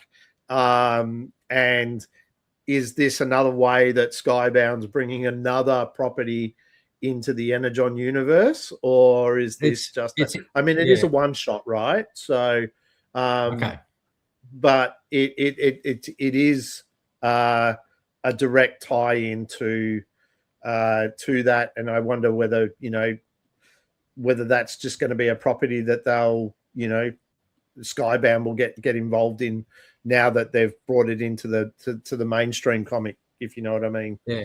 When I first heard that they were crossing over, I kind of assumed that Lara Croft must have been coming into the Energon universe, and then it was clarified. But to it's me not. that This is a real American hero. Yeah. It's So interesting. this is. Yeah.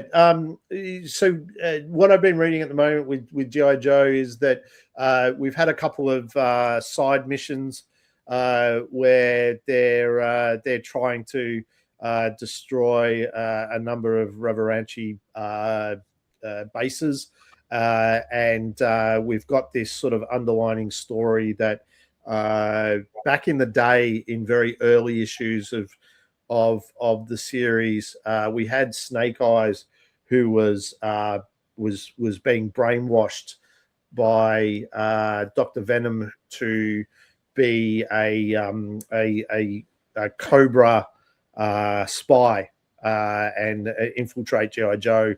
And then we've had a number of characters who, along the way, Sean and Dawn, who have taken the mantle of Snake Eyes after Snake Eyes had died and came back to life, etc. And so, and each of those have been implanted with Snake Eyes memories. But what we've just discovered is that all three of them now have a Trojan horse implanted into them, and from Cobra, and that's now coming. This is a way back story. Like, I'm talking, 100 and 200 issues ago. That's how far back we're talking. And Larry Hammer's just kind of just reached from the past and brought it into the now. It's he can do that. It's his baby. Yeah, that's right. But I mean, it's such a lot. It's the long con, and it's paid off. It really has paid off in spades. So I'm really enjoying the direction of where it's going. I love the ending and how Tomb Raider is going to get involved in this, and interested to see where it's going to go. But 27 to 30 is a really good read. Okay. Yeah, no, I was just interested to hear what you thought about that, because I do love a crossover. Yeah. Well, I think this will be a good. It'll be a great one shot, right? Let's see what it looks like and see how they're going to incorporate that. But it'd be great if Skybound are able to jump on board and bring her into the Energon universe. I think that'd be a lot of fun too. Yeah, agreed. What else have you been reading? Other than that, I'm just trying to think what else I've been reading. Other than that, I read Mask #2, which I thoroughly loved. You talked about it last week, and I thought it was a great issue. Again, you just don't know what's actually going on with these guys. Venom is they're just nutcases, and they're really going to give the Mask team a run for their money. But the Mask team are also in their infant stage. This is nothing like the cartoon where you had a very established Mask team where they were all working together. They trusted each other. They worked side by side for the common good. Whereas what we're getting from our heroes at the moment is they're all just sussing each other out, really, more than anything else. And I'm kind of liking the dynamic. Pages, aren't they? Well, yeah, absolutely. And I mean, that's like any team, any team that gets together, they need to storm a little bit with each other to understand where they sit in the pecking order of things and what they can and they can't do and who they can and can't say things about, etc. So I like this dynamic. I like where it's going. Unlike Venom, which seems to be the formidable enemy right now, because Miles is running the show and those two are just happy just to run along with him. They're just doing whatever he tells them to do because he's paying them. And I think that's a big threat to the Mask team, because for that reason is that they'll just do whatever he says. Whereas Matt Tracker, on the other hand, doesn't necessarily have the side of his team as of yet. Yeah, Miles is a nutcase. Yeah, and we saw that firsthand in issue 2. We saw it beforehand leading up, but this gives you a really good clear indicator. The only other book that I've read, and it's another Skybound book, which is Transformers 34. Not too sure if you're up to that yet, but this is a great issue. It's got a great cover on the front, and we're bringing another Transformers character from the cartoon, which is Dr. Henry Arkville. He's a nutcase that sort of looks like Doc Brown on Speed, wearing the metal hat that he has. Yeah, this is the issue that I haven't read. I've got it in my reading pile, but I haven't got there yet. So just interesting way of bringing him into the mix and what that now looks like, and with General Flag, involved, and no spoilers, but we know that there's more than meets the eye when it comes to General Flag, and so do you like that? I thought you liked that one. That was just right off the top there on my unbearable cap. Let's not dwell on it. Just keep moving. Take the win. But anyway, So issue 34, which is the latest of the Transformers Skybound series, is good. And again, it feels like it's just. I think this storyline just continues just to set up dominoes, and then a couple of dominoes fall, and then you sort of wait a little bit, and then you push the next ones over, to keep them rolling. And I think that's what it feels like. The dominoes have been set up now, and we're just waiting for them just to push them on the edge, and we'll start this rolling again. And so I'm thoroughly loving it. A lot to read this week, but all good. What about you? Good. Yeah. No, I'll mention two other things. One's a series that I've taken a few months to catch up with. I've had issues 2 and 3 in my reading pile for a few weeks, and I've only just got a hold of a reprint of issue number 1. But it's another Image book, another Skybound book, actually. Corpse Night. Oh, I haven't read this yet. I've got it in my pile. Yeah, I was struck by the aesthetics of this one. And I don't know, I hadn't heard too much about it, but I decided I'd pick it up after having had a look through one of the later issues in the shop. Great fun. I really love the medieval type stuff. I'm really enjoying House of the Dragon. I love Game of Thrones. I love Lord of the Rings. And this one sort of, fits into that genre as well. It's about. What's it feel like? Is it like Once and Future, or is it a little bit more grittier than that? Or that's actually a really good call. And the art is not dissimilar to Dan Mora's stuff from that. Well, the art's by Matthew Roberts with colors by Rico Renzi. Matthew Roberts. I didn't make the connection, but he did the Creature from the Black Lagoon Lives from the Universal Monsters series that I've really been enjoying.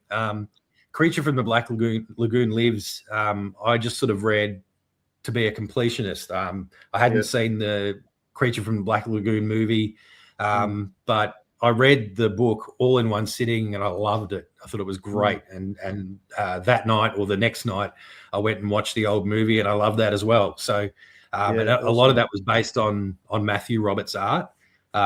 So I've really been enjoying it. I've read all 3 of the first issues of this and I'm fully into it. It's set in like 17th century France. 15th century France. Round about the time of Joan of Arc. Joan of Arc is a not really present character in the story, it's a bit like Once and Future meets The Last of Us. It's got that whole there's a wolf and cub type thing going on. Bit of a journey. But it's very dark and very grotesque in spots, but it's a beautiful looking book. It's not just the swords and undead stuff that is the appeal of the art. Some of the landscapes and stuff are stunning as well. And the colours by Rick Renzi are it's spot on. So that's one of my new favourites. Yeah, nice. And I've got one more. I've gone on a bit of a local book binge that's going to continue. It's going to continue into subsequent weeks because I've bought a few more from the shop. Right. And so the latest one that I've read is by one of our listeners, Paul Bosch's. Yes. I read Flying Mousecat #1. Yep. And thoroughly enjoyed it. It is bonkers. I've read Ginger Origins, which I'm going to have to go back and reread now that I've read Flying Mousecat #1. I really enjoyed this book. It's wild, bonkers sci-fi. It's got a great sense of humor, which is not surprising knowing Paul. The art's magnificent. I'll give you a bit of a preview for our viewers here. Reminds me of, and I hope Paul doesn't mind me saying it, but it reminds me of the Allreds of Mike and Laura Allred. And I'm a big fan of that art style. Paul's design credentials are really coming through with this. So I just thought I'd mention that I've read that. I'm going to read the next one, and I've got a whole bunch of other local stuff that I'll be talking about on future episodes, including more stuff from our friend Benji Bajorek. I bought some of his back catalogue. So good. That's been one of my reading passions this week. Yeah, awesome. That's so good. Well, we've got a lot. We've got a little bit more to chat about. So maybe we'll go to a quick commercial break, and we'll be right back. In troubled Eternia, the evil Skeletor stalks his bitter enemy, He-Man, most powerful man in the universe. The power shall be mine. You speak too soon, Skeletor. I have the power. Now the power is yours in two mighty new ice treats from Streets, masters of the universe, He-Man and Skeletor, frozen in delicious flavored ice. I will have the power. No, I have power. Now you have the power, masters of the universe, at your street shop now. I remember those. Do you? Yeah, I do. Yeah, I remember those. They were sort of like I remember the texture of them. Very sugary, but not quite like the lemonade sort of icy pole type things that you get these days. They sort of had like a jelly sort of feel. Oh, I remember that. Yeah. Yeah, they were like a sort of a frozen jelly lolly, super sweet. Over the top of ice cream. Yeah. No, I love it. I'll have to go to my local milk bar and see if they've still got any of those. Yeah. Still waiting. You never know. I'm still waiting for my Rancor Keeper to come in the mail too. Yes. And talking about Rancor Keepers, do we have a Mos Eisley Mailbag this week? Yeah, we do. All right, let's get into that.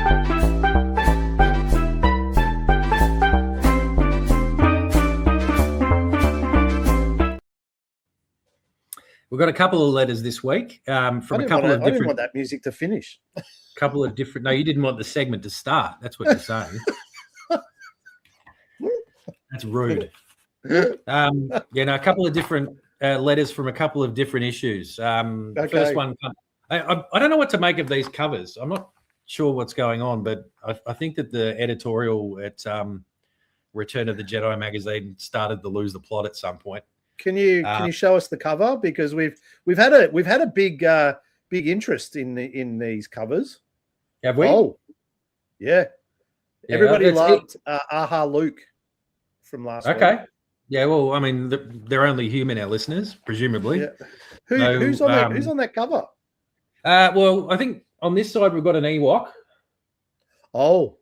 And presumably this is some sort of, carnivorous indoor creature.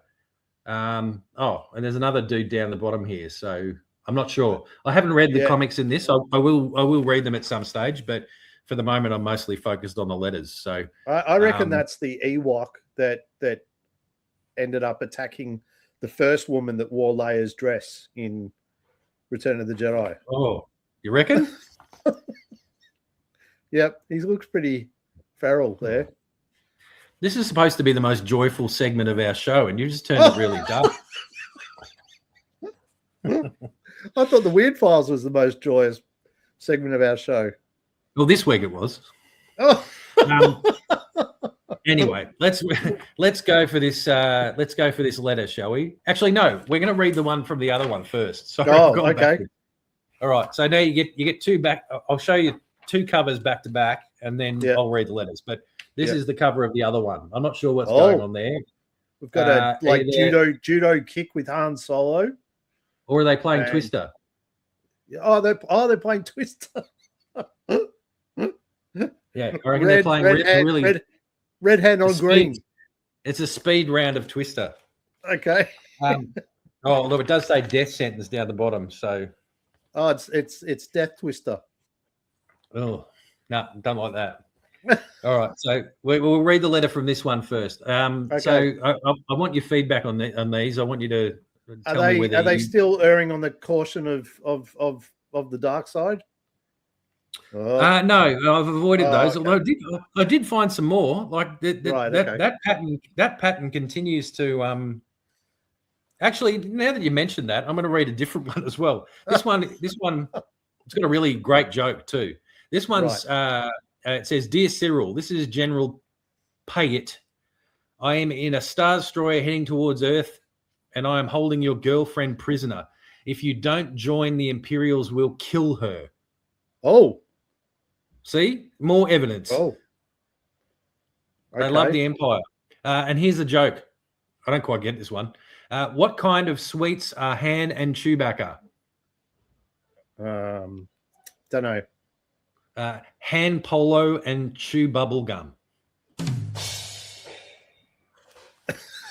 Is Polo like is that a British lolly or something? Maybe. Didn't you live there? You lived there once, didn't you?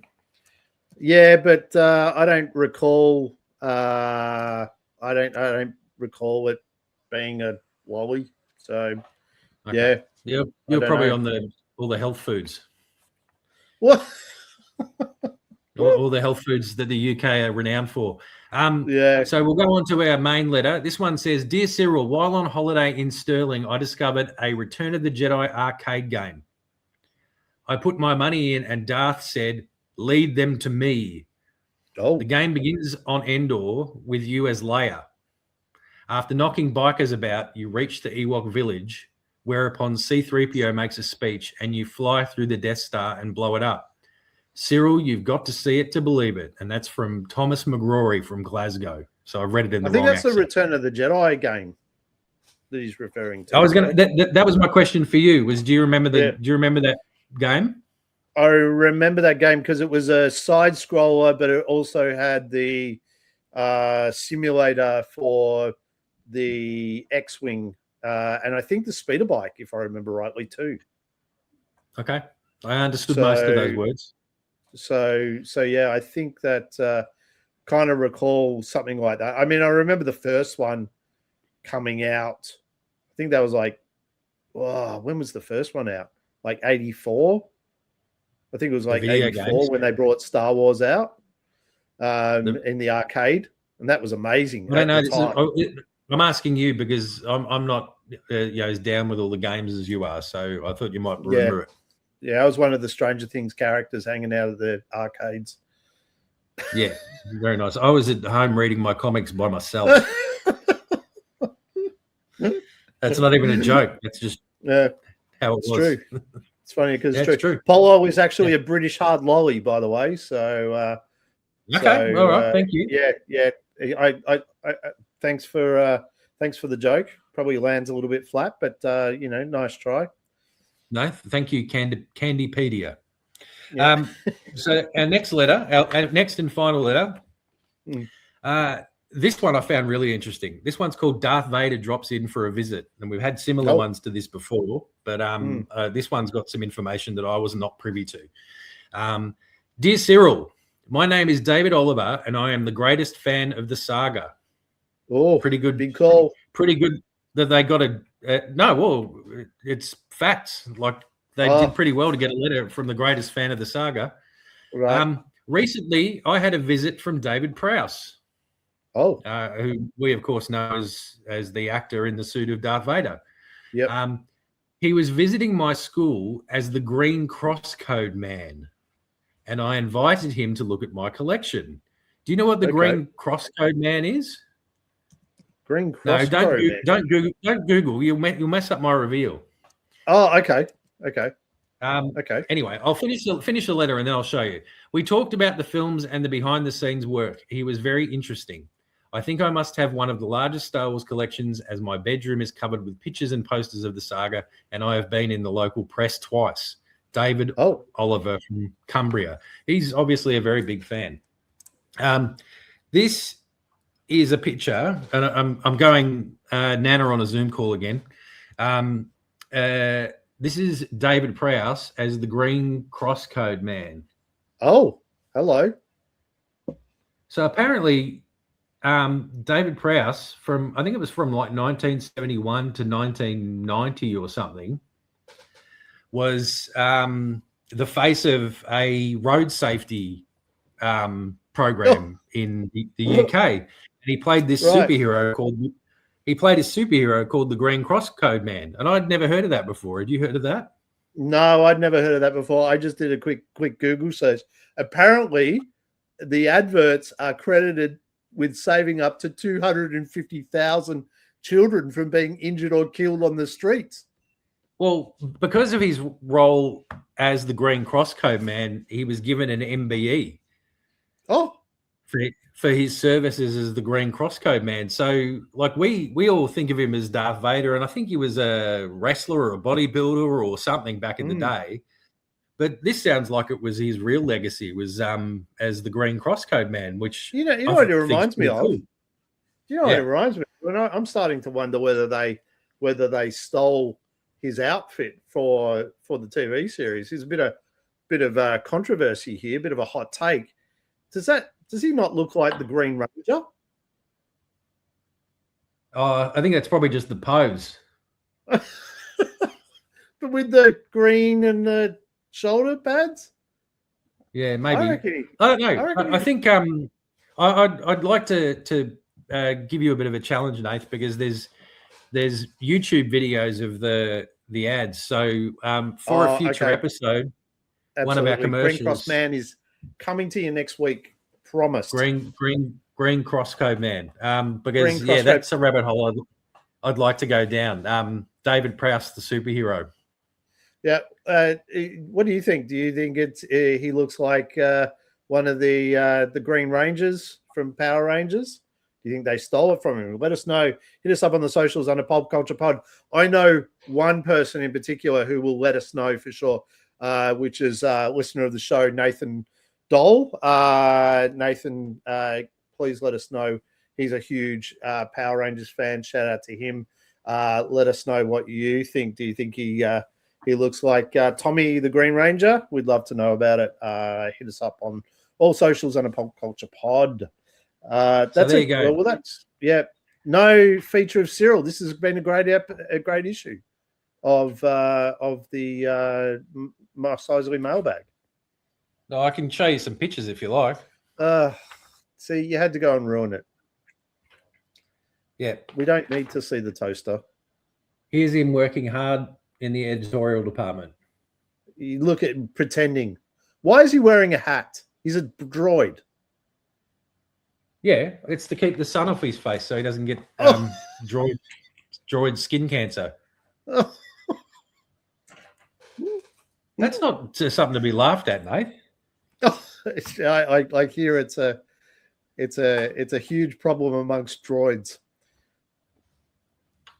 Yeah, correct. Yes, it probably is. Yeah, that's what happened to C-3PO in the end after being in the Dune Sea. Yeah. Even though that's some of my best improv work ever, let's move on. Oh. Where are we going to next? Should we go into the shout? Let's go into the shout. Yeah, cool. I don't have a headliner for this one, unfortunately, but that's okay. We do have a bit to shout about. What have you got to shout about first, MJ? Well, I've got two things to shout about. One of them is probably one that I've got in common with you. That's Metro Comic Con this coming weekend. Yep, I can give some details if you want. Metro Comic Con will be this week coming for us. When you hear this episode, it's this Saturday and Sunday in Melbourne on the 18th and 19th of July. It is got a fantastic amount of guests at the event. With the likes of Linda Hamilton. I believe that I'm trying to remember his name.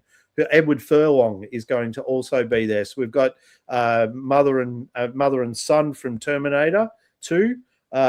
We've got the likes of Jeff Ward, who's in One Piece and Agents of S.H.I.E.L.D. and Hacks, etc. We have Natasha, what's her name? Bordizzo, who plays Sabine Wren, and in Ahsoka, she was in Guns Akimbo, etc., etc. We've got Emily Swallow, who is the armorer in Mandalorian. So those are a couple that come to mind straight away when it comes to guests. But we've also got some great guests in regards to the for comics as well, because it's not just about the celebrities; it's also about the comics as well. We've got Brad Walker, who is working on the Demon, Marvel and DC. We've got Bernard Chang, who's been a mainstay in the Australian comic scene. Cons for a while, but it's great to see him back there. Nicholas Scott, Daniel Picciato, Andrew Constant, Lily McDonald. I love Lily McDonald's work. She's just awesome, and have been following her pretty much since she came onto the scene. We've got Dylan Naylor, who he did Rock and Roll Fairies. I'm not too sure if you read that, but that's a great book. David Dunson, so Looney Dave, and then we've got the Gestalt contingent or army of Wolfgang, Katie Houghton, Ward, Trev Wood, Gary Proudley, David Blumstein, and also Anthony Christio. So yeah, it's a humongous lineup for guests. And then we've got cosplayers and creators and all sorts of stuff. So it's a big roster, and it's going to be a big event. One of the things that we can announce now, and we'll post it on our socials as well, is that we've actually got the privilege of being media representatives for Metro Comic Con. So we'll be there on the Saturday, crossing over live on our Instagram page, as well as bringing you a number of interviews. One of those we're crossing our fingers. I didn't mention them as a guest, but it's probably the highlight for us on the show is Oded Fair. So we're crossing our fingers that we can actually have a chat to him, and we'll bring that to you as a Pulp Culture Plus special if we do. But yeah, I mean, like some of the other ones who are going to be there is Casper Van Dien, Michael Ironside, Nicole Tom, who's just been added, who was in The Nanny. She was like the oldest daughter in The Nanny, and she was in the Beethoven films. She also did voice work for Justice League Unlimited.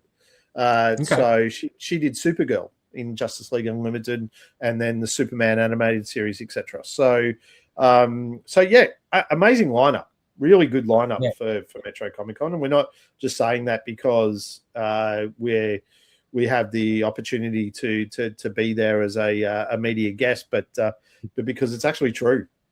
Yeah, it's a great lineup. I think that's beyond dispute. There's a lot of big names there, and between them, they cover a lot of different fandoms. It's really exciting. It should be a great weekend. Yeah. So if you want to grab tickets, you can get them now. You can get them through their Everbright page. You can just go to metrocomiccon.com.au. You'll see the buy tickets option at the top, and you can just jump on and get yourself there. It's at the Melbourne Convention and Exhibition Centre, so it's in Jeff's Shed for those that know it fondly. So it's a big area to be in, different from last year's location, which I think is a better call, and really looking forward to mixing it up with everybody there. If you watch the show or you listen to the show and you see us there, we'd love to have a chat with you. Don't feel shy or worried. MJ does look like he'll bite, but he doesn't. So please come and say hi. We'd love to talk to you. Yeah. We are. We're really looking forward to it, and looking forward to rocking up and just seeing what occurs and who we meet, and should be a great time. Fingers crossed, everyone. We're putting it out there. Oded Fair. Let's get him on the show. Yes, time will tell. We'll see what happens. I'm putting it out there. Positive. Being positive. Yeah. Why not? What else have you got on the shout, MJ? Well, the other thing is this is really just a flyer that I picked up at All Star Comics Melbourne, but it caught my attention for obvious reasons. People will need to act fairly quickly when this episode hopefully drops Wednesday morning. Nath? Yeah, tomorrow.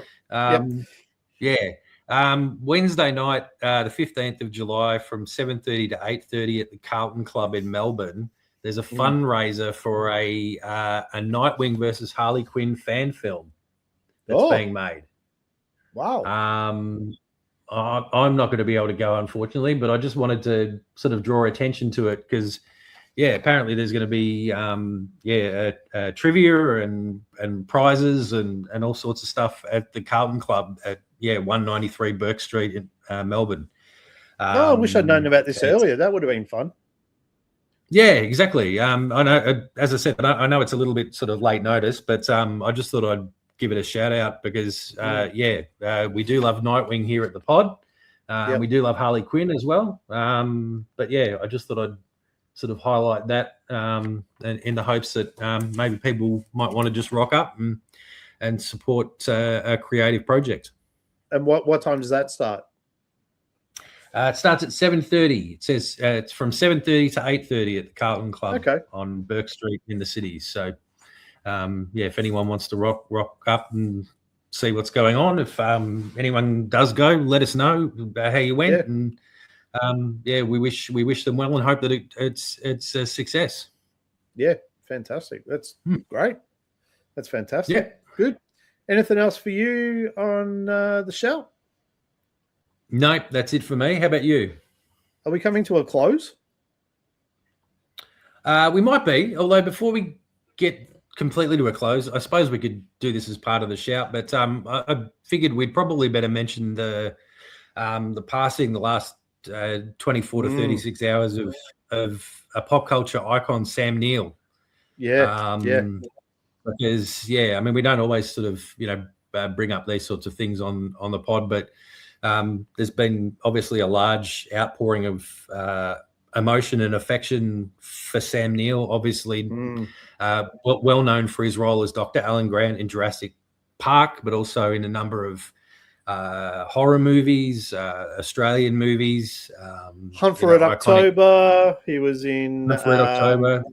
Yeah, he's been in Dish. so many. Yeah. There's so many movies. He was in Peaky Blinders. He was in the first 2 seasons of that.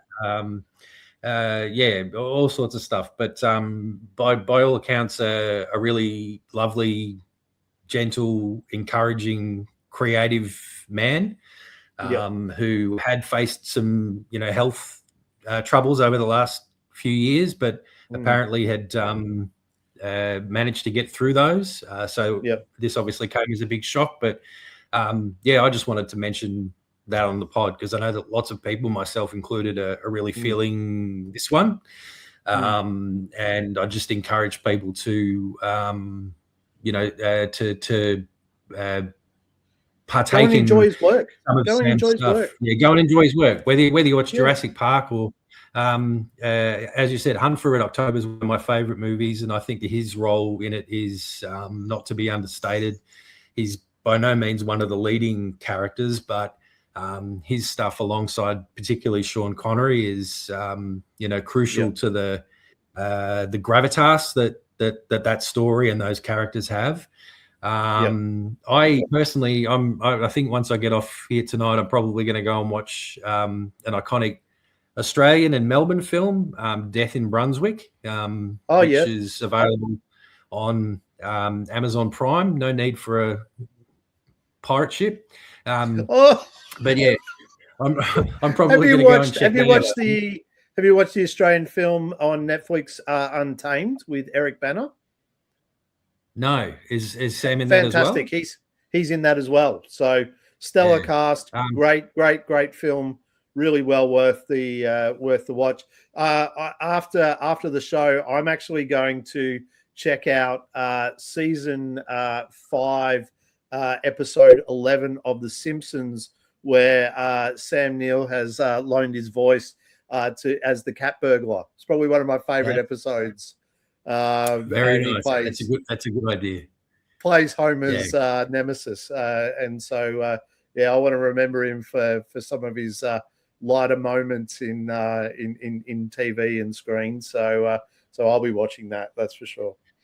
No, well, if anyone does watch any of Sam Neill's work over the next week or weeks, please let us know because he's left behind a great body of work.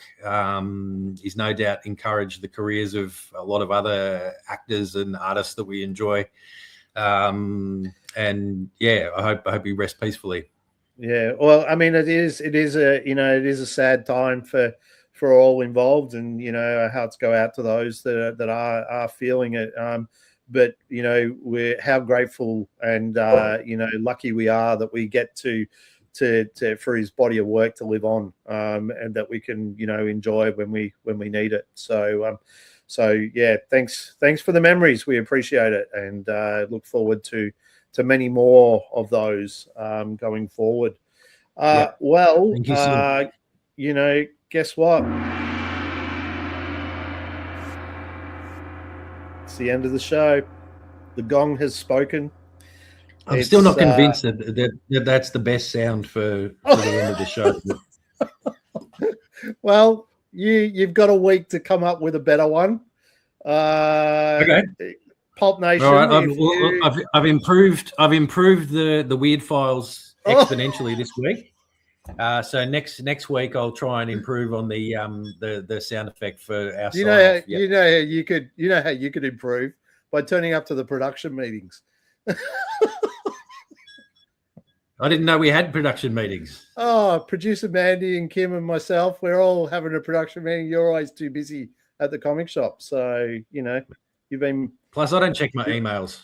Oh, you don't either. No, I have to send you a text to remind you. Yeah, no, I've got to open up a whole other app. It's too much trouble. Old man issues. Anyway, thanks for your company. We hope you've enjoyed this one. It's always fun to talk all things pop culture.